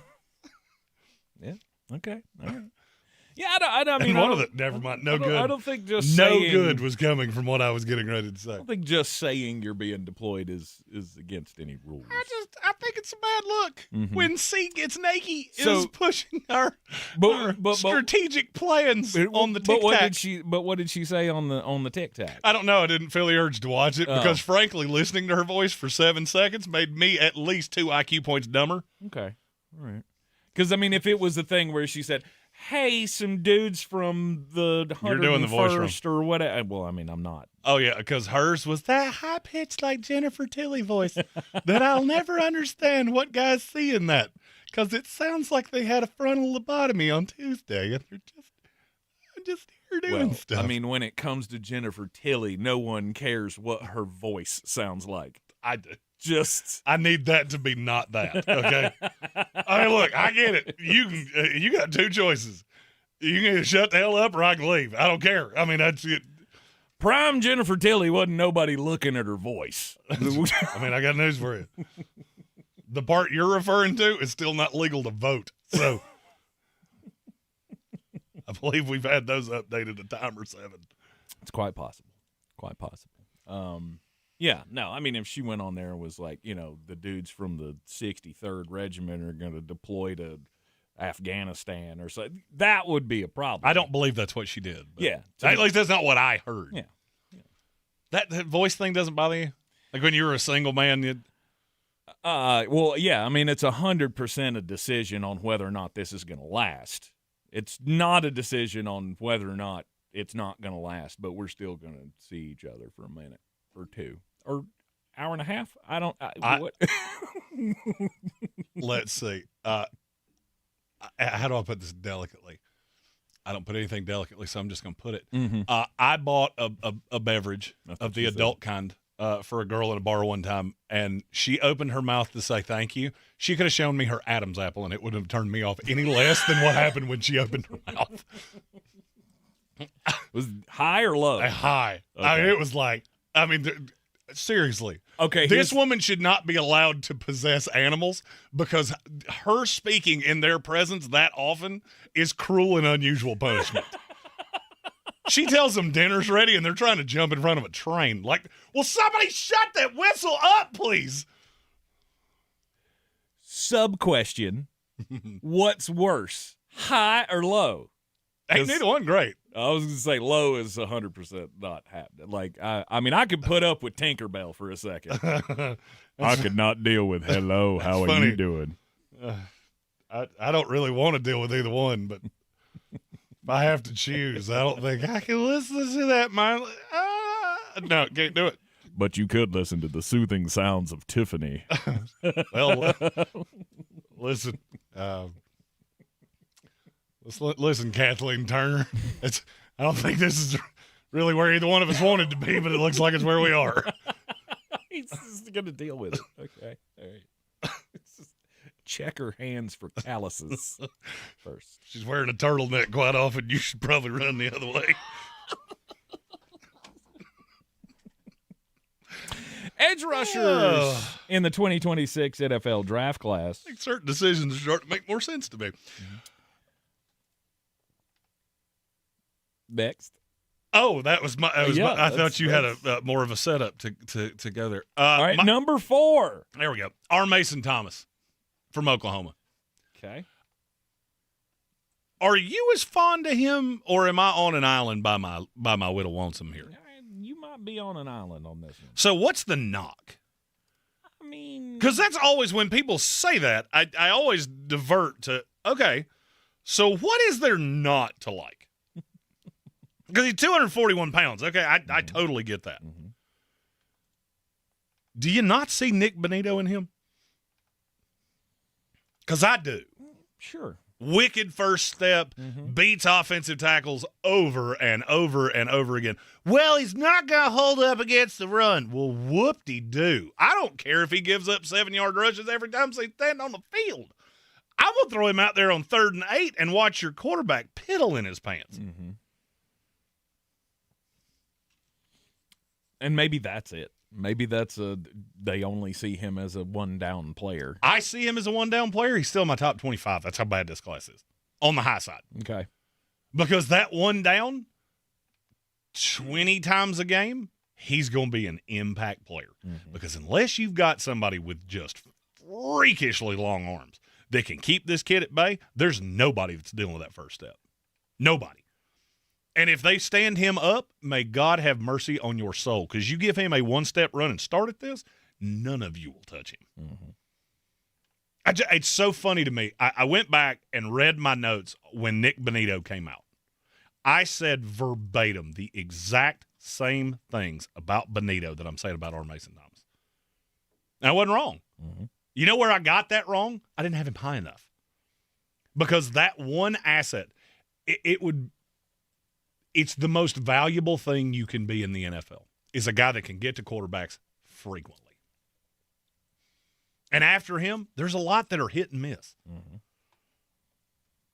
If you're telling me I go R. Mason Thomas or T.J. Parker, I didn't have to think about that one all that hard. Because T.J. Parker might be Brandon Graham, but R. Mason Thomas could be Nick Bonito. Which one of those two guys was more valuable over the course of their career? Mm-hmm. Brandon Graham won a Super Bowl. Awesome. He was no better than the 15th most important player on that team. Nick Bonito was the best player on a defense, not named Patrick Surtain, that almost went to the Super Bowl and did not have a whole lot else when you're looking at individual talents. Mm-hmm. And maybe I'm putting them too much in similar boxes because there's so many similarities between the two. But, I mean, look, college teams and coordinators and coaching staffs, they recruit similar players. Mm-hmm. So it's not untoward for me to think that one guy came out of this system, did a lot of pretty good things. It's not untoward for me to think somebody could do it again. Right. Because those two, to me, look like twins on tape. And maybe we should learn. I did not think R. Mason Thomas was going to be that high on the list, but here he is at number 4. If he lasts past, I think it's 35, it's either 34, 35, wherever Arizona is in the second round, if he lasts past that, they did it wrong. Mm-hmm. I don't care who you took in the first round. I don't care if you took Arvell Reese in the first round. If R. Mason Thomas is on that board when you pick in the second and you don't do it, take luck. Because I think his floor is Will McDonald, who the Jets took at, 15, 16? Something like that. He hasn't paid that off, but he was, 10th in the league in sacks last year? On a god-awful defense. Mm-hmm. This is what I think he is. Okay. All right. At number 5. This is where we get to that name I just said, T.J. Parker.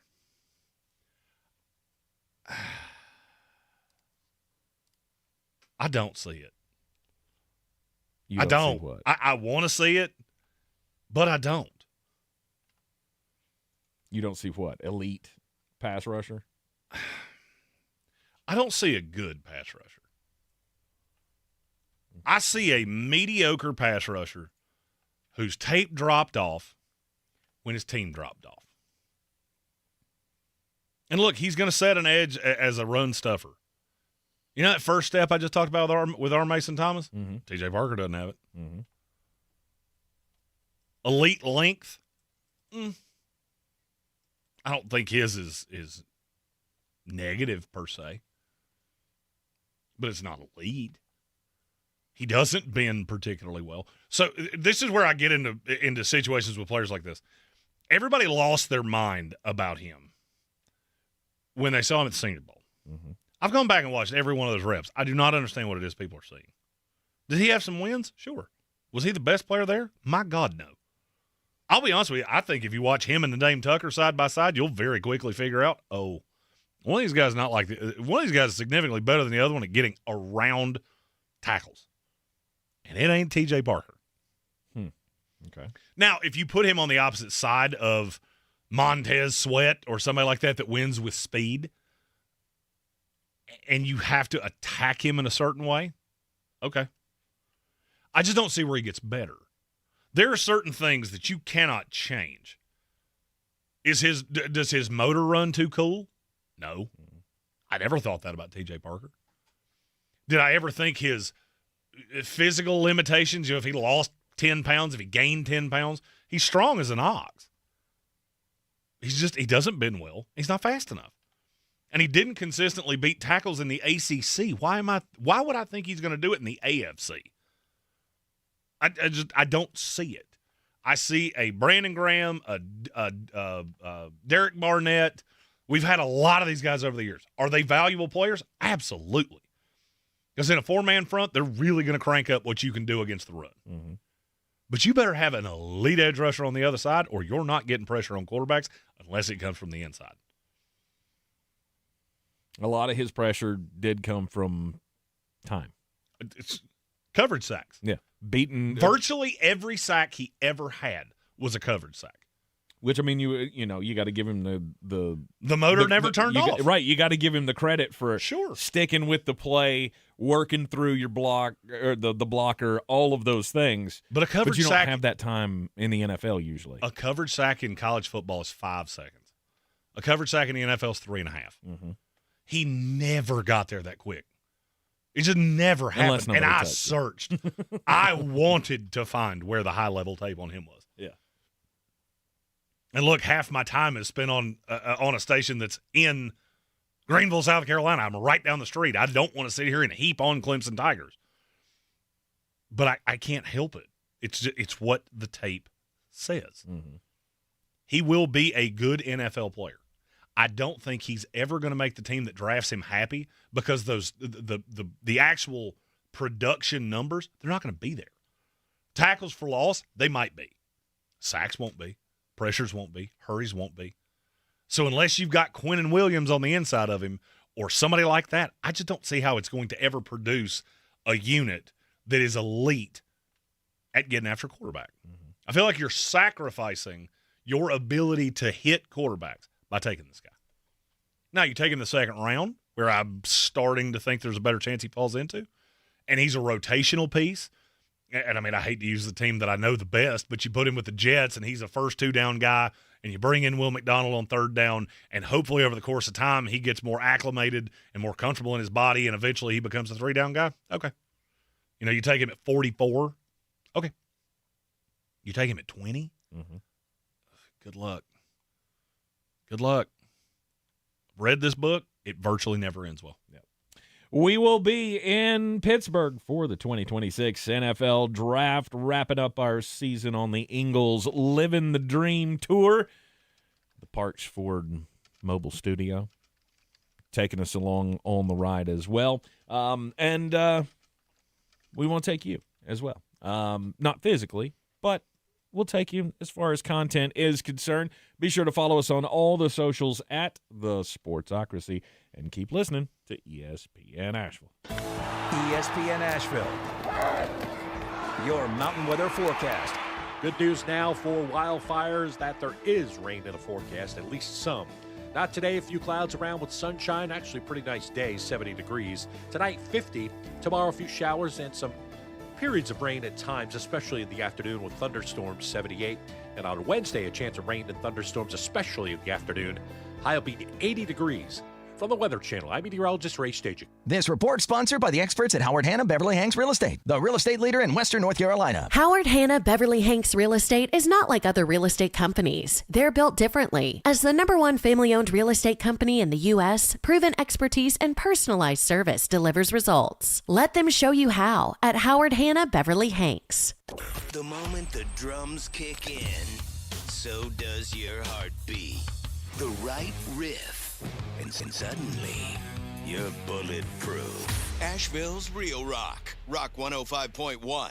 3 million diapers distributed. Babies Need Bottoms Diaper Bank is celebrating a major milestone, the distribution of its 3 millionth diaper to families across Western North Carolina. Every month, we help more than 2,500 children stay clean, dry, and healthy. To keep rolling, we need community support and help from folks just like you. 3 million diapers for WNC families, one stronger community. To learn more, volunteer, or donate, visit us online at babiesneedbottoms.org.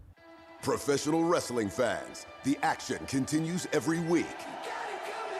Watch TNA Thursday Night Impact every week on AMC. It is like electricity flowing through your veins. Don't miss the adrenaline, the drama, and the total non-stop action. No one can ever be as good as this right here. Don't miss the action of TNA Thursday Night Impact every week on AMC.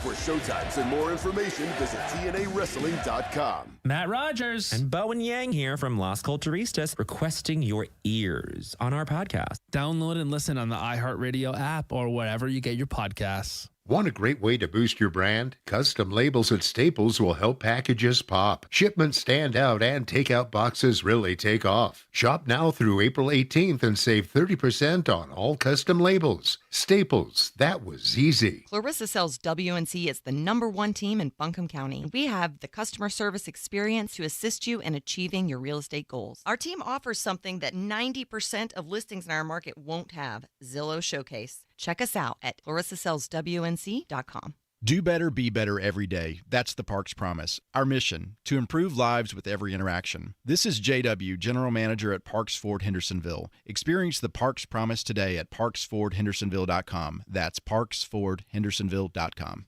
The sun's out, the cooler's full, and thousands of your newest friends are welcoming you to a different kind of Sunday. At Bristol Motor Speedway, it's more than a race. It's tailgates, cold drinks, great food, and a full day with your crew. You didn't plan on coming, but once you do, you won't miss it again. The Food City 500, next Sunday. If you're going to experience NASCAR, you better start at Bristol. Get tickets at bristolmotorspeedway.com. Champions don't disappear. They reload. And the 2026 Atlanta Braves are ready. Chopping toward another playoff run. The Mountain's home for Braves baseball, ESPN Asheville. Brought to you by Parks Ford of Hendersonville. Want a great way to boost your brand? Custom labels at Staples will help packages pop, shipments stand out, and takeout boxes really take off. Shop now through April 18th and save 30% on all custom labels. Staples, that was easy. Miss Fernandez, what are those tiny things? Those are called amoebas. You can only see them through a microscope. Wow. Today's students are tomorrow's great thinkers and innovators. But right now, there's a funding crisis in public schools. Donors Choose is a nonprofit that lets you support students and teachers in your community and beyond. You could provide pencils and paper, help a music class get a guitar, or even a science project for a classroom like mine. Learn more at donorschoose.org. With iHeart, everything you hear is guaranteed human. That's why 78% of listeners trust their favorite radio host's product recommendations. If you manage a business or need to drive sales, that trust goes a long way. Visit iHeartAdvertising.com. Again, that's iHeartAdvertising.com. ESPN.com. Politics and Pints, a civil sit-down about the day's top issues. 570 WWNC invites you to join our bipartisan panel of special guests April 16th at 6:30 at Cultivated Cocktails on Charlotte Highway. College basketball back in the spotlight. March Hoops will have everyone talking. That game was unbelievable. Whose brackets are busted? Cinderella stories and buzzer beaters that make history. Yes! Lock into Fox Sports Radio is your #1 preset on the iHeartRadio app. Plus, binge on demand podcasts for more coverage with the Dan Patrick Show, The Herd with Colin Cowherd. Their front line looks like an NBA front line. And more. Search college basketball on the iHeartRadio app to stay in the know.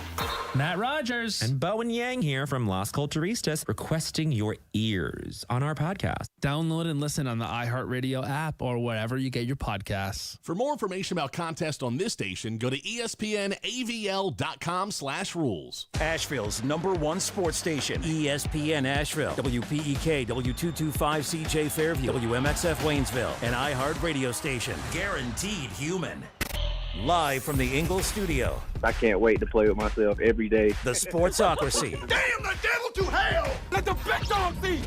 Let him on the field! Come get you some of this. Fire them cannons! By golly, put more powder in those things. He couldn't take any more disappointment. Oh my God. The Jets killed him.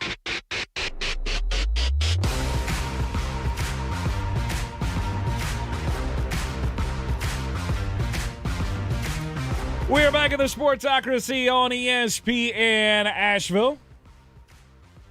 92.9 FM, 880 AM, 1400. Sportsocracy heard everywhere you go on the iHeartRadio app. Seen everywhere on YouTube. Go to thesportsocracy.com, click the live video link, subscribe to the channel, and join us in the chat. Final hour of the program today. Still talking edge rushers in the 2026 NFL draft class. Want to throw out a thank you to the guys over at Rankings Report. Rankings Report covers college basketball or high school basketball here in the area. They put together the Western North Carolina All-Star game, and it was Saturday night at Warren Wilson College. I was there doing the PA for the game. It was a blast. It was a great event. Had a really a large turnout for what I thought that was going to do. But it was a great night. It was a lot of fun, and go check them out. Rankings Report. You can follow them on the InstaFace and the face of pages and all of those. My Face. Mm-hmm. Instagram. That's the one. TikTok.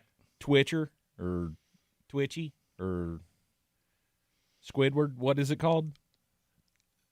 Twitch? Is that the one? Sure. Okay. There is a Twitch. Maybe so. I don't know. I don't know if they're on Twitch or not. Listening to I'm not real sure Tank what Twitch and try does. to figure out what social media platform he's actively talking about. Mm-hmm. It's a fun game. Mm-hmm. Snapchat, is that still a thing? Do they still do that? 16-year-old girls and our business manager. Yes, they do. Our business. You do Snapchat. Okay. From Louisiana. She called my wife and I and said, y'all should get Snapchat. And my exact response was, I would so do that, except I'm not 12. Is that the one where the messages disappear? Yeah. That particular app? That's like the dumbest thing I've ever heard of. Oh, no. When you need it, that one comes in clutch. I've been married for a while. I don't need that one anymore. Wait, I posted this, and I went to see what you posted, but it wasn't there. Well, it just disappeared. Well, you had 10 seconds to see it. You better make a mental picture of that one because she's going away. 10 seconds? Yeah. I have so many questions. So many questions. Look, if you can't get your eye full of it in 10 seconds, you probably didn't need to see it. That's like I said, Snapchat had a role in my life. Well, I'm sure that was it many did. years ago. I'm sure it did. You didn't want nobody staring at that too long. Just look at it and go, hey, I don't know what. It's gone. Oh, well, I guess I'll have to try it out in person. It's like Peter Pan in a high school play. You stare long enough, you'll see the rope that's holding him up. He's not really flying, Betty. He's not really flying. I am a wordsmith. I paint pictures you definitely with my words. Paint a picture. About as good as a blind guy. Edge rushers in this 2026 NFL draft class after T.J. Parker. T.J. Parker. Who you got? Cashius Howell. There are a lot. Is it the arms? Is that why he's so low? Yeah. Yeah. 'Cause I felt like he was much higher going into the combine than this. Well, I mean, when you have the smallest arms we've literally ever measured. Mm-hmm. Well, since 1999. I was going to say, but so did Rueben Bain, and he was still 2. Rueben Bain had the shortest arms we've ever measured for exactly 4 seconds until Cashius Howell stepped up and went, check his out. Right. Little baby T-Rex here. Look, there's a lot to like about him because he does have that bend that T.J. Parker doesn't have. He has that first step that T.J. Parker doesn't have. For me, it all falls into one thing. Half the teams in the league aren't even going to have him on the board. If you're a 4-man front team, I don't see how you could possibly think this kid's ever going to win. He's not particularly big. 6'0", 2'4", 253 pounds. That's fine. Mm-hmm. A little shorter than I want. He has arms like he's 5'6". That's going to be a problem. Mm-hmm. So unless you stand him up, and now this is he actually can drop. I was going to say. I think he might be one of the better 3-4 outside linebackers in this class. At that size, I wouldn't expect him to have his hand in the dirt. You'd be surprised. You'd be surprised how many guys like this I have seen and teams have gone, well, in our scheme, we can make it work. No, he's a 3-4. To me, he's got like a weird hybrid of Nolan Smith and Harold Landry. Mm-hmm. And that's just how I see him. That's the system he's going to play in. Yes. The question is, where do you take that? Because to me, he never holds up against the run. Ever. There's nothing he can do. Short of he puts an anvil in his pants, there is absolutely no prayer that he's going to anchor well enough to hold up against the run. Mm-hmm. Big linemen, big pulling guards will drive him through the Gatorade cooler. But he can rush a passer. And that is valuable. Do I think he's as good of a pass rusher as our Mason Thomas? Probably not. Mm-hmm. I think he's truly situational. Because I'll be honest with you, I think you set him on the field on 3rd and 4, teams are going to check off the runs. I can run right at him. I have no fear. I can double team that lineman. I'll wash him out, taking out the lineman. That's how unbelievably small he is. Yeah, I'm not saying I don't like him. This is, and I've always, and I'm going to give this caveat for the book too, because I'm not going to lie. I've gone through and read some of my evaluations and gone, I'm a lot nicer on the radio than I am in type, because I say a lot of mean things about people. But it's not mean. This is what I do. It's the negative of him is why you're going to get him where you do. Mm-hmm. Now, I think he could go at the back end of 1. He could go in the beginning of 2. I don't think he's going to fall much further than that. Because a 3-4 team's going to see him and go, that kid will get after quarterbacks. Yes. My only question would be, if we're being honest, what is the difference between that and Arden Key, who's bounced around this league like a ping pong ball? Mm-hmm. Caleb Chason, who's bounced around this league like a ping pong ball. I mean, I've just read this book before. You'll get 4 good years out of him. He'll move on, and then he'll be a situational edge rusher on another team. Mm-hmm. And we'll do this for the better part of a decade. That guy's not worth a first-round pick. The guy you just described, that role, to me, not worth a first-round pick. See, and that's where I get with a guy like Cashius Howell, and it's the difference between him and our Mason Thomas. I said a lot of the same things. The difference is our Mason Thomas doesn't have these little itty-bitty T-Rex arms that make it to where he has to be in obvious passing downs. Mm-hmm. Thomas can play on some second downs, especially if it was no gain or a loss.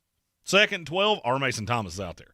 2nd and 12, Cashius Howell's about to see a fullback coming downhill his way, and he's going to get his feelings hurt fast. Yeah, I don't know that I've seen a play with him in run defense where he won at the point of attack. Right, at the point of contact, he can fall down.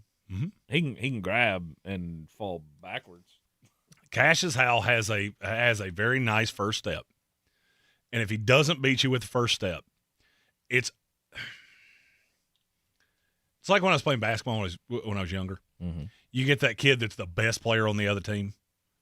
He goes right towards the basket, and he's so used to beating you off the dribble that if you stay in front of him, he has no idea what to do.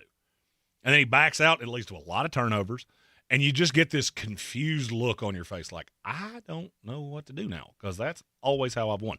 And he wins that way a lot, and he's going to win that way at times in the NFL. I just don't think it'll be as consistent. Who's number 7 in this class?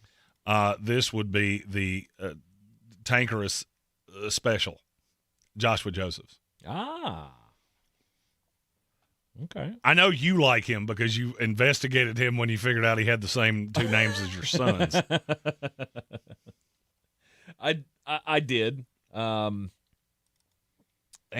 I like, I don't know, he's got like a burst to him that is just kind of next level. And that's the main thing that I care about. The rest of it, I think I can teach him. Whatever he's missing, I think he's got the physical capability to handle it. I mean, I can tell you what he's missing. Okay. He needs to eat a whole mess of cheeseburgers because he's 242 pounds, and that was bulking up to come to the combine. Because I'll be honest with you, I think he played 225 to 230. And in the league, it's just hard for a guy to hold up against the run. And his run arsenal is not bad. That's where I think the discrepancy comes in with Cashius Howell. Mm-hmm. Cashius Howell, there's nothing you can do. I mean, I can't make your arms grow unless you find a laboratory like Barry Bonds did to make his head grow. Which, I mean, if you find one of those, you let me know, and I'll revise that grade. Joshua Josephs can be a 3-down guy. The reason Cashius Howell's ahead of him is that I think he is safer as a pass rusher. And I have this weird feeling with Joshua Josephs that he's going to slide. I can't put my thumb on why, because I don't think the other situational guys are going to do that. For a year, he will be a situational guy. It's the reason you start getting into round 2, round 3 grades, because that's really the difference between a round 2 and a round 3.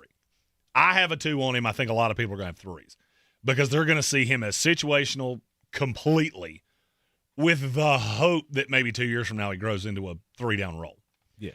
I see him as situational in year 1, 3-down in year 2. Because I think he's going to get into an NFL strength and conditioning program. He's going to bulk up, and he's going to do the exact same thing James Pierce did.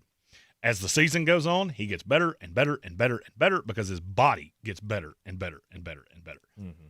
Tennessee likes crazy, bad keister speed. Mm-hmm. That's what they want. It's how they play.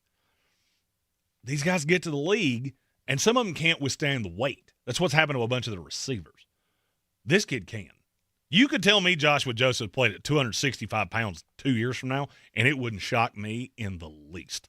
And if he does, he will be a freaking Terminator. Mm-hmm. That's exactly what I was thinking. Put 20 pounds on him in the next 2 years. I'd be good at 10. You get him to a solid, legit, and you got to understand, I'm going from – I think he put on 240 he got to 242, and I thought he was a little doughy. Okay. And then he didn't run. Anytime I see a guy weigh in and I go, that number feels higher than I thought it would. And then they don't run, it makes me question things. Did you put on the weight to prove you could do it? Did you not run because it was going to slow you down? And then you come in at your pro day, which is tomorrow, and you slim back down. Now you'll run. You're going to put up the prodigious number, and you think people are so stupid they're not going to figure out that you were 10 pounds lighter at your pro day than you were at the combine. Because then he's got to put on 20 to get to where his measurables currently say he needs to be. Right. I think he's got a really high upside. He has a scary floor, though. You think he's going 4.65? That's. I'm looking at an estimated time. I think it's faster now. Okay. Now, maybe not with the extra 15 pounds. No, he'll come in light. Yeah. He'll come in light and probably go 4.58 if I had a wager. The thing that gets me, though, with guys like this is that a lot of times their time speed's not as fast because his closing speed left a lot to be desired. No, I said that backwards. His closing speed was what was really impressive to me. His first step is good, but it's that in-between that I think he's almost like one of those accelerating guys that he really speeds up 20 yards in. Well, the problem is that you're always going to run slow that way because that 10 split's not great. That 20 split's really not great. And then you accelerate in the last 20. That's what I see out of him. And a lot of times those guys can't add functional weight. His body can take it. I'm not sure his athletic traits and his measurables can take it because I think it's going to slow him down to a point that he can't win the way he wins right now. Yeah. As I said, the burst, love it. The rest, you got to add something. Weight, preferably, some muscle. Well, you want it to be good weight. Right. I'm gonna need you to get a little thicker. Yeah, when we say add 10 to 15 pounds to the frame, we don't mean go sit at cookout and just order tray after tray after tray. Definitely not. It's not how that works. That's whey protein and protein shakes and 3 workouts a day. There's only one guy in the NFL, I think, that actually needs to just – I don't care if it's fat weight. I don't care if it's muscle weight. Just weight. Cordell Flott. There it is. Xavier Worthy. That's another – I don't care that you can run a 3.40. You need to be bigger. Yes. Because you just a whittle feller. A pigeon could fly in your way, and you might split in half. And I'm scared of that. Right. We'll take a break here in the Sportsocracy on ESPN Asheville, focusing on the edge rushers of the 2026 NFL Draft.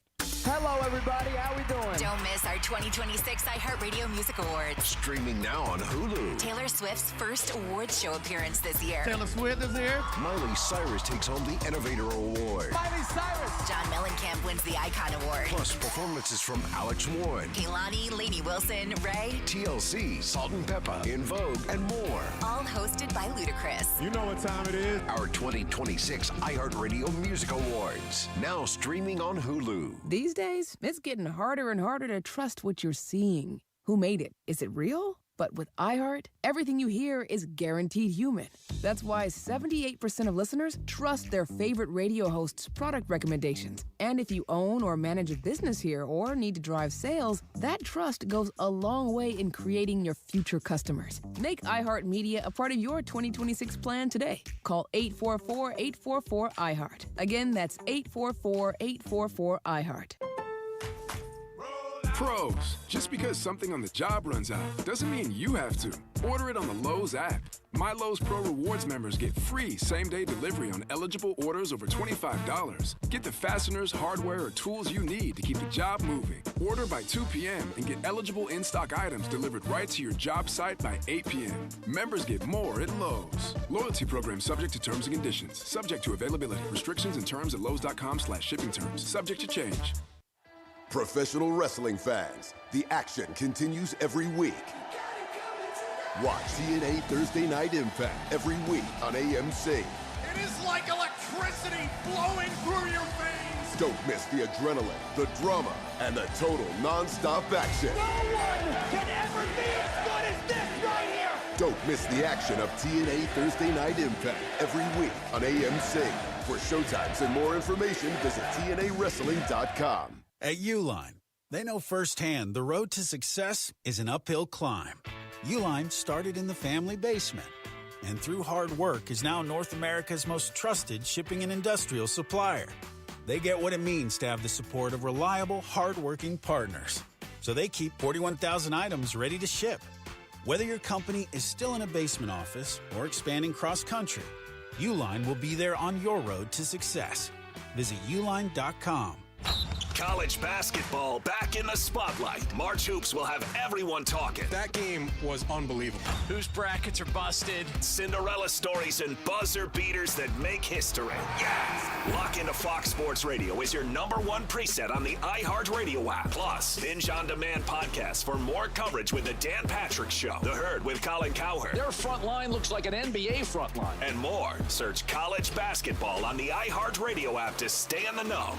This is J.W. Whitley, General Manager at Parks Ford of Hendersonville. Our value of urgency, timely, responsive, focused, prioritizing you as our customer and the community that we serve to do better, be better every day. That's the Parks Promise. Experience the Parks Promise today at parksfordhendersonville.com. Clarissa sells WNC as the #1 team in Buncombe County. We have the customer service experience to assist you in achieving your real estate goals. Our team offers something that 90% of listings in our market won't have, Zillow Showcase. Check us out at clarissasellswnc.com.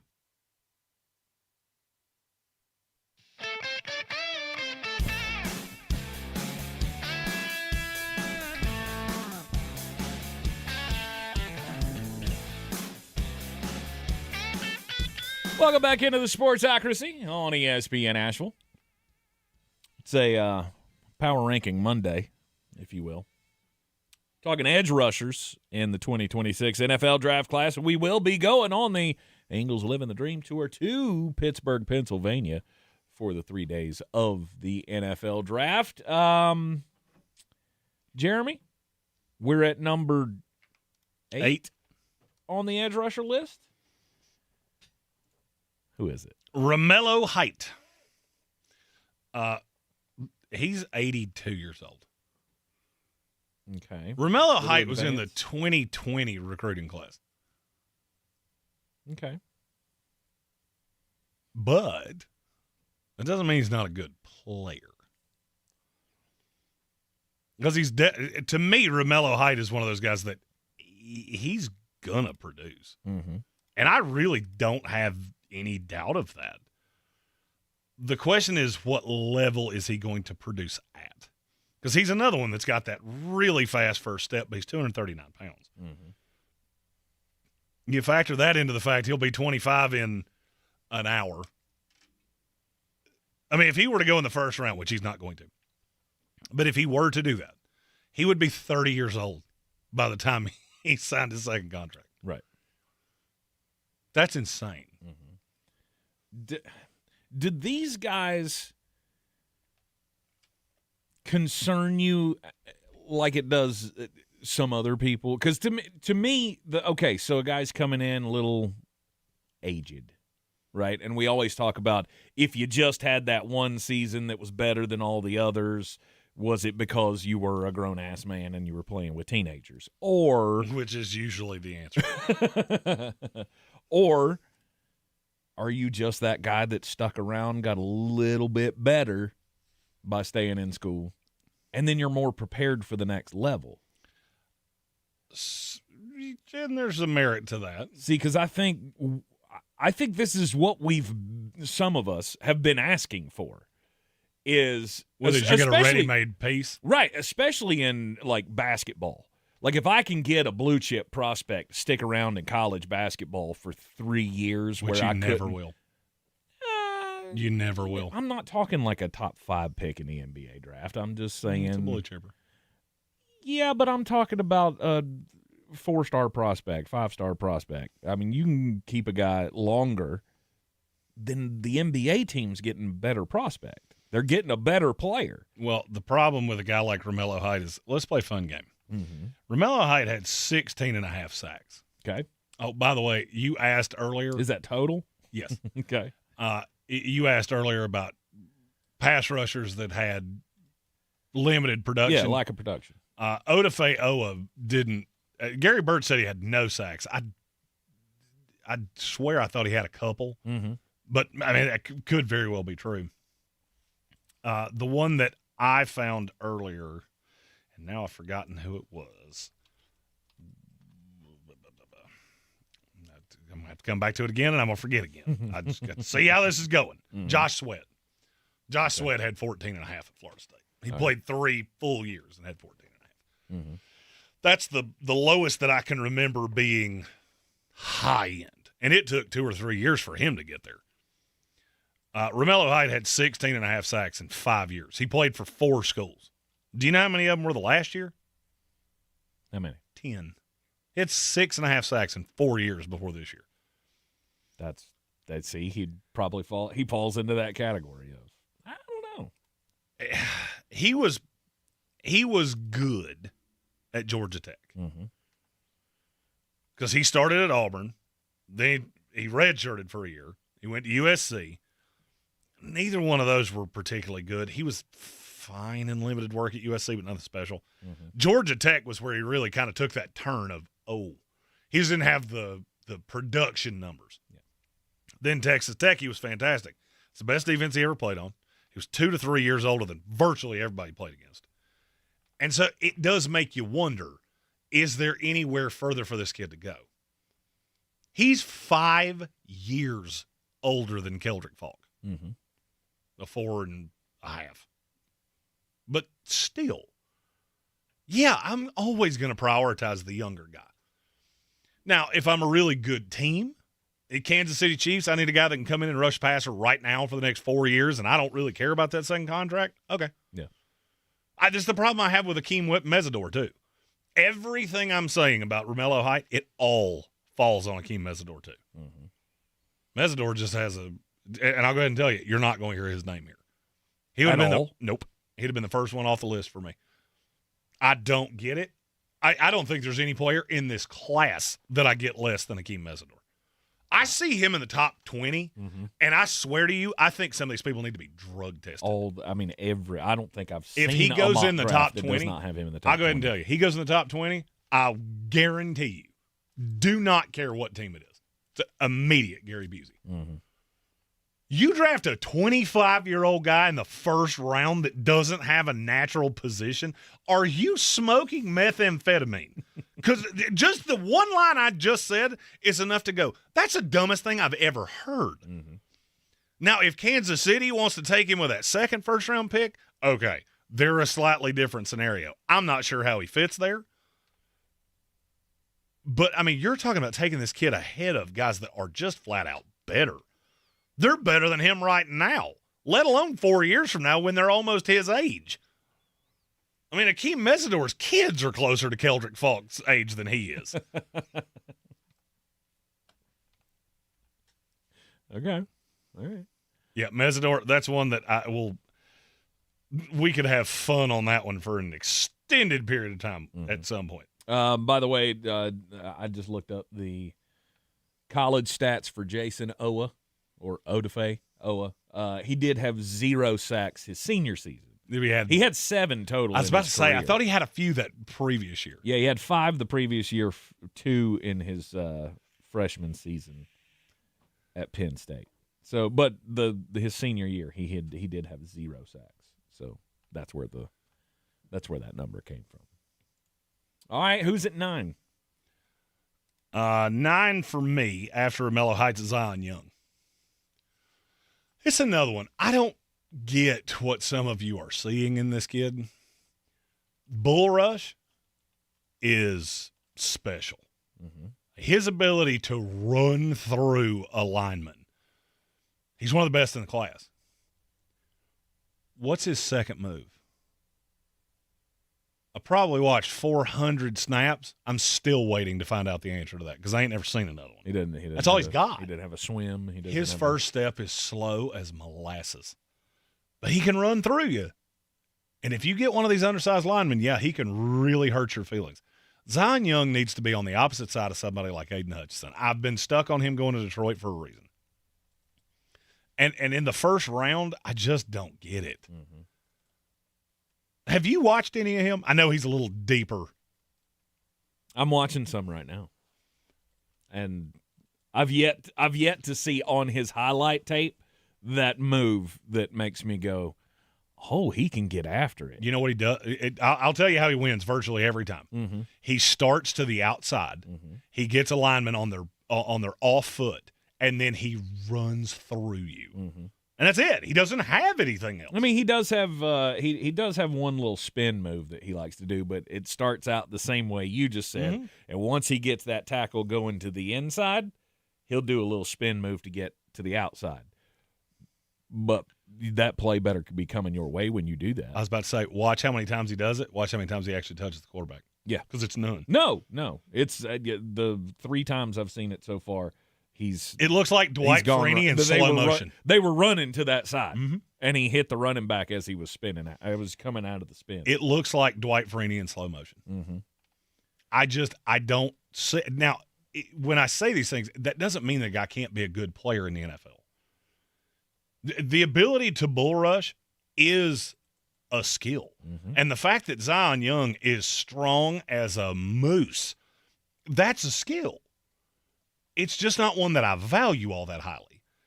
And when I hear people, I saw Field Yates, I think, had him in the top 25.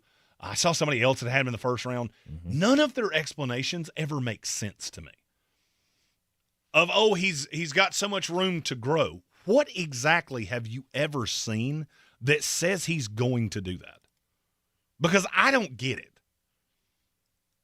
He also has no production whatsoever. He had 5 sacks in 3 years. That's not good.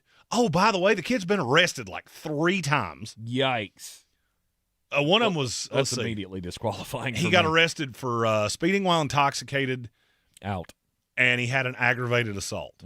By the way, those were both in the last year. And yes, before anybody says it, if I was actually the GM of an NFL football team, if you're one of those Georgia players, not a damn chance in hell. I'm not doing anything. Kristen Miller. I'm not. I'm out. Out. His personality profile is one of the funniest things you'll ever see, because it's like, was a youth leader at his church, went on a mission trip to, I don't remember where it was. By the way, got arrested for aggravated assault and drunk driving and several other things. Yeah, I'm good. Yeah. I'm good. I learned my lesson on James Pierce. I tried to tell y'all last year, James Pierce Jr. is a character red flag. I tried to tell you. I love it. It's just there was some random person that kept walking by the door going, no. Right as I was saying that. And the way my speech impediment works, anytime I say James Pierce Jr. I have to take a breath because I don't have enough breathe. Right. Get You've the been rest out. smoking them vapes too much. Correct. Yeah. Lung capacity's a little diminished. And that McCow kept going by here going, not! Sounded like I was saying it. You're in the Sportsocracy. It's ESPN Asheville. We'll be back with the most important message of the day. Plus, we'll get the rest of Jeremy's top edge rushers in the upcoming NFL draft class. ESPN Asheville, your mountain weather forecast. Good news now for wildfires that there is rain in the forecast, at least some. Not today, a few clouds around with sunshine. Actually, pretty nice day, 70 degrees. Tonight, 50. Tomorrow, a few showers and some periods of rain at times, especially in the afternoon with thunderstorms, 78. And on Wednesday, a chance of rain and thunderstorms, especially in the afternoon. High will be 80 degrees. From the Weather Channel, I'm meteorologist Ray Staging. This report is sponsored by Think It Up. Think It Up is an initiative to activate student-powered, teacher-led learning projects. Students and teachers, how can you spark great learning experiences in your classrooms today? Join at thinkitup.org. Pros, just because something on the job runs out doesn't mean you have to. Order it on the Lowe's app.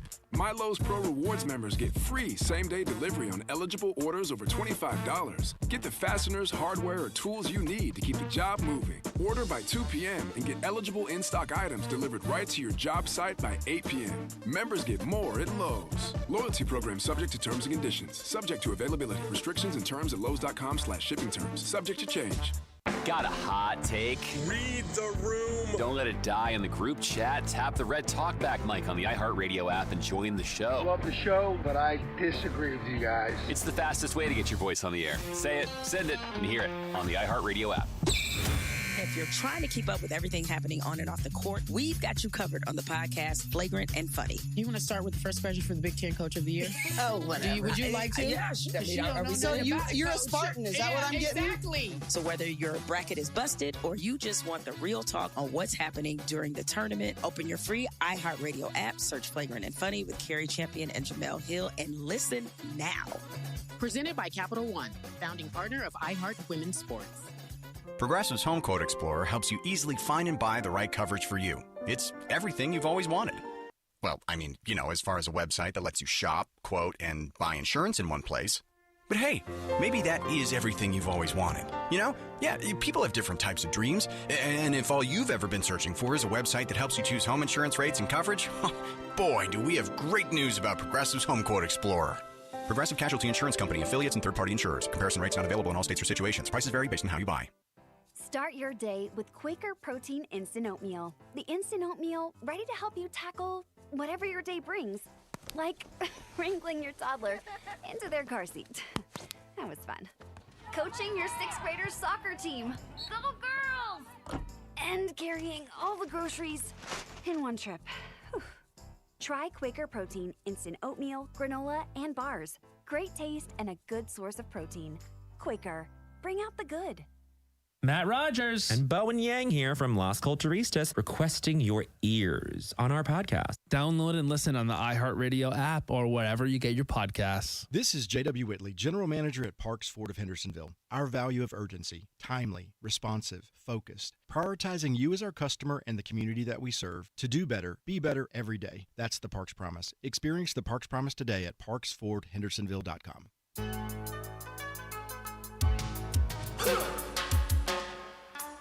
And welcome back into the Sportsocracy. It's ESPN Asheville. Time for the most important message of the day.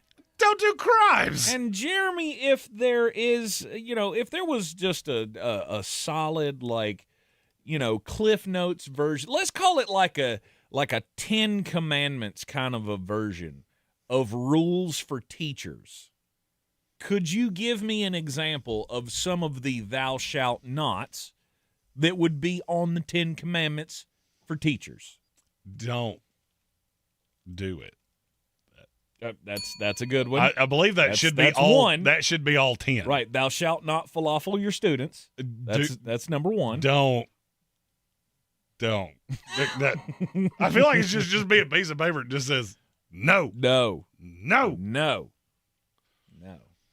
I have not thought about this enough to come up with an entire 10 Commandments, so I'm not sure where don't sell drugs at school falls onto the 10 Commandments, but I'm pretty sure it's pretty high on that list. Unfortunately, a 33-year-old teacher from Harnett County, North Carolina, did not abide by that commandment. She has erred. She fawed, and she has now faux. Joycelyn MacArthur, who sounds like she should be 93 years old. I'm going to go out on a limb and say it's probably Jocelyn. Maybe. Because Jocelyn sounds like she's knitting somebody's booties. Jocelyn. Okay. Jocelyn's bachelorette party was in Nashville, and she's fun at parties. There's a slight difference in those two. She used to teach at Overhills High School, which is a new one on me. I had not heard of that one. 33 years old, charged with possession of a controlled substance with intent to sell or deliver on or near a school campus. Possession of drug paraphernalia, simple possession of a Schedule 6, controlled substance. Roman numerals are hard. I didn't know they went that high, but apparently Schedule 6 is possession of resin. So there was like resin on her pipe, I guess. They found the paraphernalia, which was the pipe, and went, hey, it's got resin on it. We can pop another charge on here. I'm going to go ahead. It's a baseball joke. You can write it yourself. Also, she was charged with having a weapon on educational property, not a gun, though. So she had a knife on her, maybe. I don't know what else falls into that category.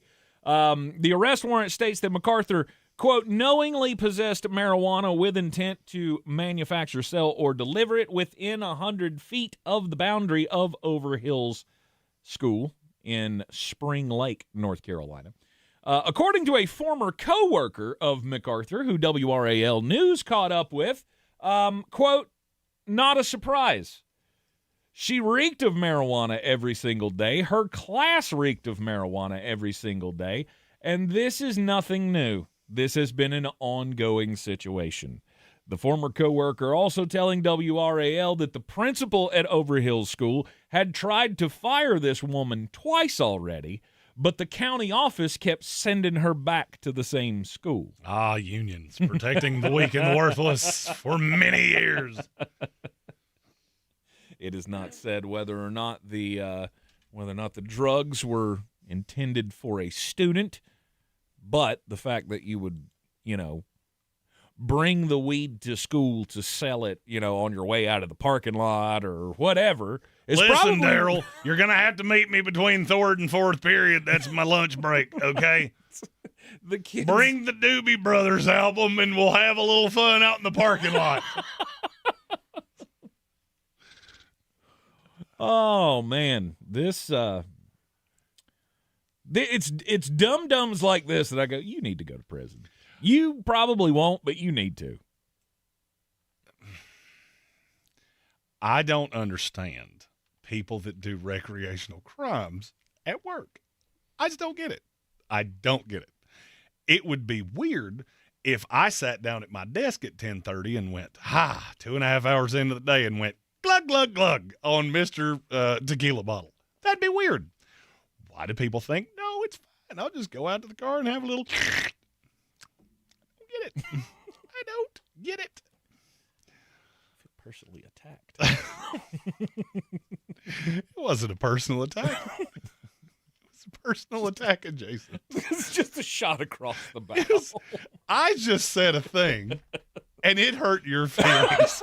And you do with that whatever you will. Yeah. Mm-hmm. My story comes from Pima County, Arizona. Where? Pima County, okay. Arizona. It's about Travis Reynolds, 22 years old. He was arrested on March 19th, given $200,000 bond. He was trying to have sex with a woman who was in the backseat of his car. Okay. This is another one of those times that I'm going to tell you a story, and I'm going to leave out one very important detail that changes the entire story. It seems like a big, hefty price just for trying to get it on. Mr. Reynolds, 22 years old, had the victim in the back of his seat, or the back seat of his car, for a, we'll say, business arrangement. Okay. Arrest documents show that he was commenting on her appearance, calling her hot and a MILF, which, if you didn't know, is Mom, I'd like to falafel. That's what that stands for. And asking her to go to a hotel to have carnal relations with him. He also, at one point, pulled out his cell phone and showed the woman a video of a woman that she believed to be him engaged in an act with another woman, which was meant to show his prowess in this particular endeavor.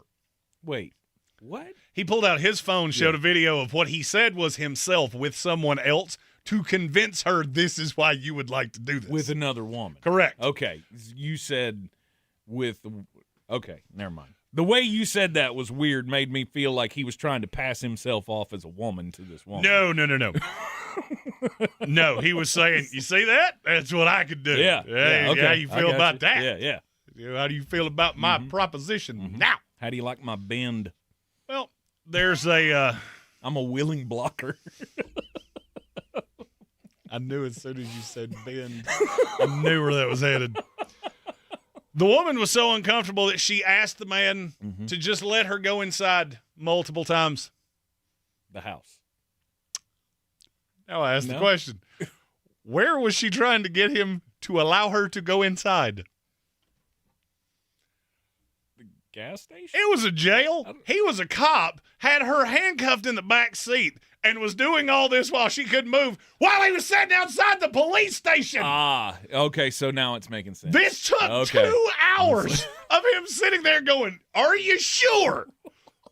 Shit, look, Travis, buddy, I don't know anything about you. I don't even know what you look like because there's no picture of you in this story. This woman looked you in the face and said, I would rather spend the night in jail than have sex with you. That is the ultimate no. There is no coming back from that. I would rather be locked in a cage and fed gruel sandwiches than see you naked. Yeah. There's no coming back from that, okay? Nobody has ever been telling their grandchildren, I told your grandfather I would rather spend a night in jail than see whatever he had going on underneath those pleated khakis. Mm-hmm. He's obviously been fired by the police department, and there are allegations that this is not the first time. Of course it's not. And this is another great time for me to tell all men, this is a public service announcement. Don't show that to people. That is not putting your best foot forward, and its efficacy rate is way lower than you want it to be. Even if it is, you just don't need to do that. And those videos, you should probably send those into Snapchat, because I'm pretty sure that's all that's actually good for.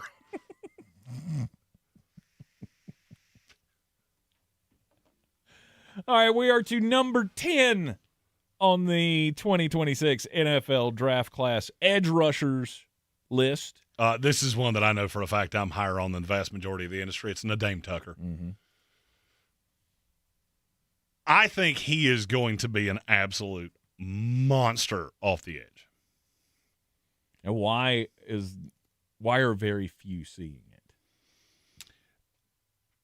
Now, this is one of those where you're going to have to just take my word for it, because I'm about to say a thing that's not going to make a whole lot of sense based off something I said about somebody else. Nedame Tucker is how old? 21. Higher. 3. Higher. 4. Higher. And a half. Higher. 5. He'll be 26 before he plays a game in the NFL. Okay. He's 25 right now. Okay. Like with a birthday coming up that they haven't bought the candles for, but they're keeping an eye out at the grocery store for if they go on sale. Mm-hmm. He is old. Mm-hmm. Like they called him Unk at the combine. Absolutely. He's 6 years older than Keldric Faulk. Yes. So why? Well, why is he that old? No, I'm asking. I know why he's that old. He's that old because he was born 25 years ago. Yeah, I figured that part out. Thank you, Jeremy. I'm asking, why are you so high on him when you're so down on the other older players? Because I feel as though Nedame Tucker was not in the best situation to succeed. Would you care to take a stab at any of the schools he played at other than Western Michigan? Buffalo. Lower. Ouachita Baptist. Lower. Oh, God, lower than that? What? I'll give you a hint. Mount Union? I'll give you a hint. It ends in CC. Oh. He started at Independence Community College.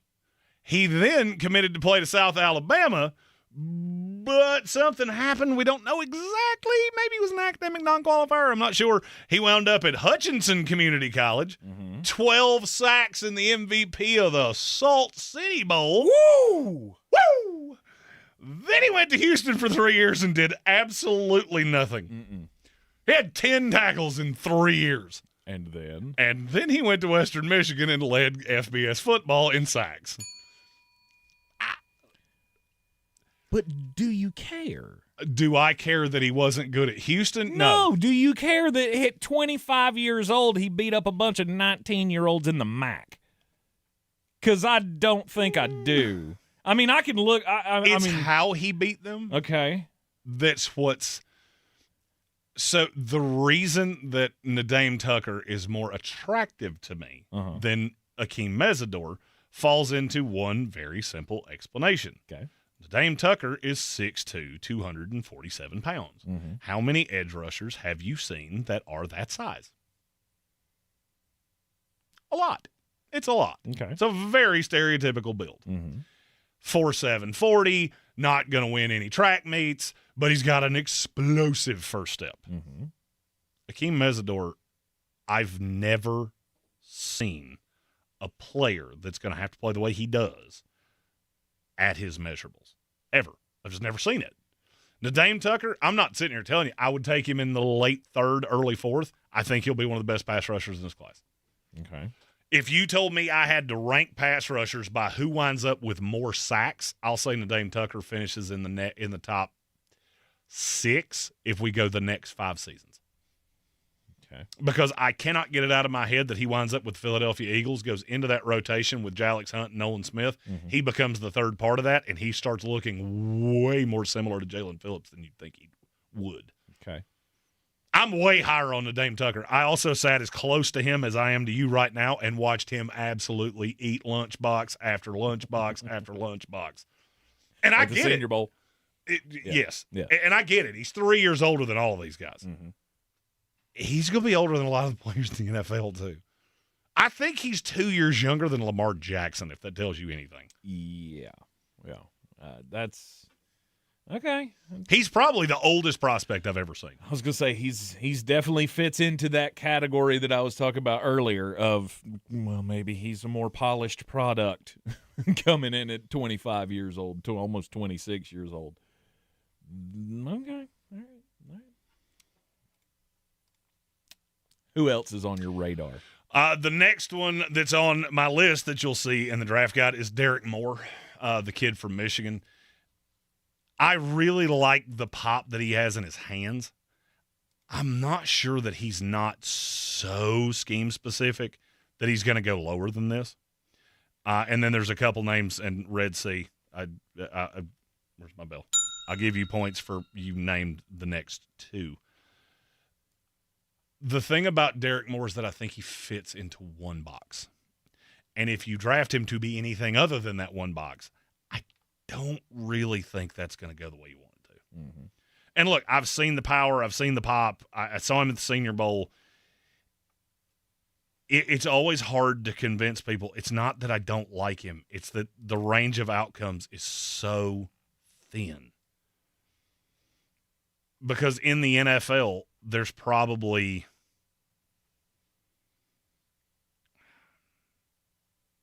five legit spots that he fits. Mm-hmm. I think Kansas City's one of them.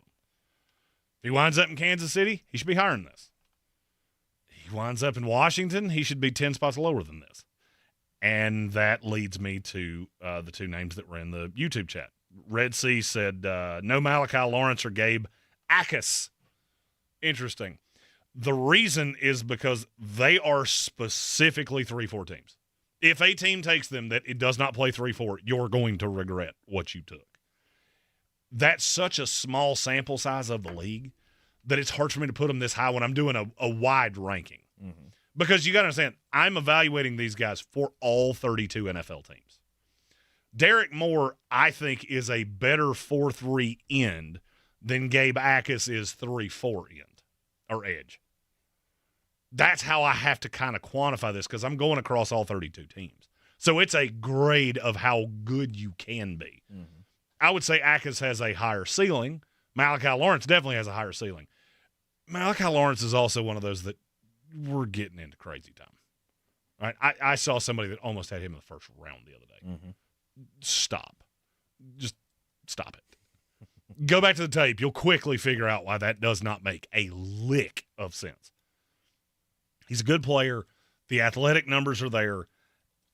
That's 2 guys that I feel like we got the athletic numbers, or in Axe's case, we saw him at the Senior Bowl, and you just kind of throw the baby out with the bathwater because the most recent thing you saw was them in shorts, and you forget all of the things that you said leading into this. Mm-hmm. It's not that I don't like them. They would literally have been the next 2 names on this list. Yep. And then Mesidor would be the one after that. Okay. And I reiterate, my problem with Mesidor is I have absolutely no idea where he plays. I think he's closer to a defensive tackle than he is anything else. Problem is he doesn't win that way very often. Yep. Him and Bain both have the same problem. I just think Bain's way better. Mm-hmm. I would also argue if Bain wasn't on the opposite side of Mesidor, we would not be talking about him as high as we do. Do you have any diamonds in the rough, deep picks? You know I have a thing for Patrick Payton from LSU. he was so good on the opposite side of Jared Verse at Florida State. I feel like he's going to go somewhere in the 6th, 7th round, and just the sheer talent is going to – he reminds me of Josh Sweat. There was a coach – he had a coaching change. For him, it was because of a transfer. It wasn't – that wasn't the problem with Sweat. Mm-hmm. And it just never clicked. And I didn't feel like it clicked at LSU for him. And I didn't feel like he fit in particularly well there. He was not a natural one, but there really wasn't anything on the opposite side of him because Marvin Jones was not good at Florida State. Mm-hmm. Although, oddly, he's a player I kind of like too. I like him as a later round guy. Vincent Anthony Jr. from Duke. That kid's so long. He's very wiry. Probably going to need to add some functional weight. But I think he can be a guy. And then the diviest name that you're going to hear today, Brian Thomas Jr. from South Carolina. Even South Carolina people don't ask about him. But when you watch South Carolina tape, it's shocking how many times you see him pop up in the frame. I noticed him because I know his dad, because his dad played for the Jets. But he shines on tape. And I don't necessarily think he'll get drafted, but I'm not going to be shocked if he makes a roster, and 2 or 3 years from now, we're talking about how did this kid not get selected? Yeah. You're in the Sportsocracy. This is ESPN Asheville. Spring break. We don't have a show the rest of the week. School's out forever. Like, forever. Not forever, but for a minute. A minute. We will have a lot of content going out on YouTube, on the social medias, and we're working hard to finish the mullet, and Tank and David Smith and Bill Workman and everybody else's 2026 guide to the NFL draft. The Discord, they got a sneak peek. Those of you that saw it in the chat, feel free to – you can express how deep it is. Mm-hmm. It's beautiful. Yep. It's beautiful. Yep. We'll have more information coming on that as the release date comes closer and closer, leading up to the 2026 NFL Draft in Pittsburgh. We'll be there on the Eagles Living the Dream Tour. Stay tuned. ESPN Asheville, your mountain weather forecast. Good news now for wildfires that there is rain in the forecast, at least some. Not today, a few clouds around with sunshine. Actually, pretty nice day, 70 degrees. Tonight, 50. Tomorrow, a few showers and some periods of rain at times, especially in the afternoon with thunderstorms, 78. And on Wednesday, a chance of rain and thunderstorms, especially in the afternoon. High will be 80 degrees. From the Weather Channel, I'm meteorologist Ray Staging. This report is sponsored by Compassion International. Compassion sponsorship means food, healthcare, education, and most of all, being known, loved, and protected. There are thousands of kids waiting over a year. End their wait. Sponsor a child with compassion today. Text the word radio to 83393. With iHeart, everything you hear is guaranteed human. That's why 78% of listeners trust their favorite radio host's product recommendations. If you manage a business or need to drive sales, that trust goes a long way. Visit iHeartAdvertising.com. Again, that's iHeartAdvertising.com. In North Carolina, be ready for wildfire by creating defensible space around your home. Trim overhanging branches away from your home, patios, and outbuildings. Get more helpful tips at PreventWildfireNC.org. That's PreventWildfireNC.org. Want a great way to boost your brand? Custom labels at Staples will help packages pop, shipments stand out, and takeout boxes really take off. Shop now through April 18th and save 30% on all custom labels. Staples, that was easy. The sun's out, the cooler's full, and thousands of your newest friends are welcoming you to a different kind of Sunday. At Bristol Motor Speedway, it's more than a race. It's tailgates, cold drinks, great food, and a full day with your crew. You didn't plan on coming, but once you do, you won't miss it again.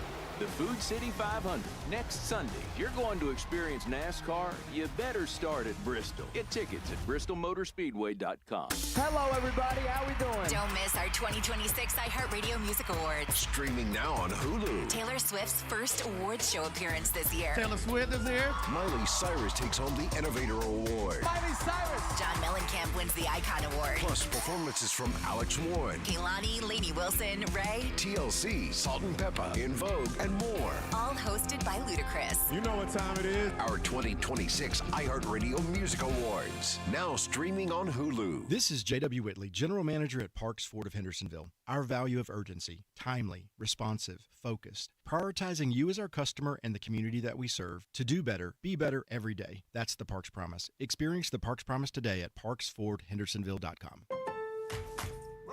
Pros, just because something on the job runs out doesn't mean you have to. Order it on the Lowe's app. My Lowe's Pro Rewards members get free same-day delivery on eligible orders over $25. Get the fasteners, hardware, or tools you need to keep the job moving. Order by 2 p.m. and get eligible in-stock items delivered right to your job site by 8 p.m. Members get more at Lowe's. Loyalty program subject to terms and conditions. Subject to availability. Restrictions and terms at lowes.com/shipping terms. Subject to change. Professional wrestling fans, the action continues every week. Watch TNA Thursday Night Impact every week on AMC. It is like electricity flowing through your veins. Don't miss the adrenaline, the drama, and the total non-stop action. No one can ever be as good as this right here. Don't miss the action of TNA Thursday Night Impact every week on AMC. For showtimes and more information, visit TNAWrestling.com. Want a great way to boost your brand? Custom labels at Staples will help packages pop, shipments stand out, and takeout boxes really take off. Shop now through April 18th and save 30% on all custom labels. Staples, that was easy. Portions of the following program were pre-recorded. Asheville's #1 sports station, ESPN Asheville, WPEK, W225CJ Fairview, WMXF Waynesville, and iHeart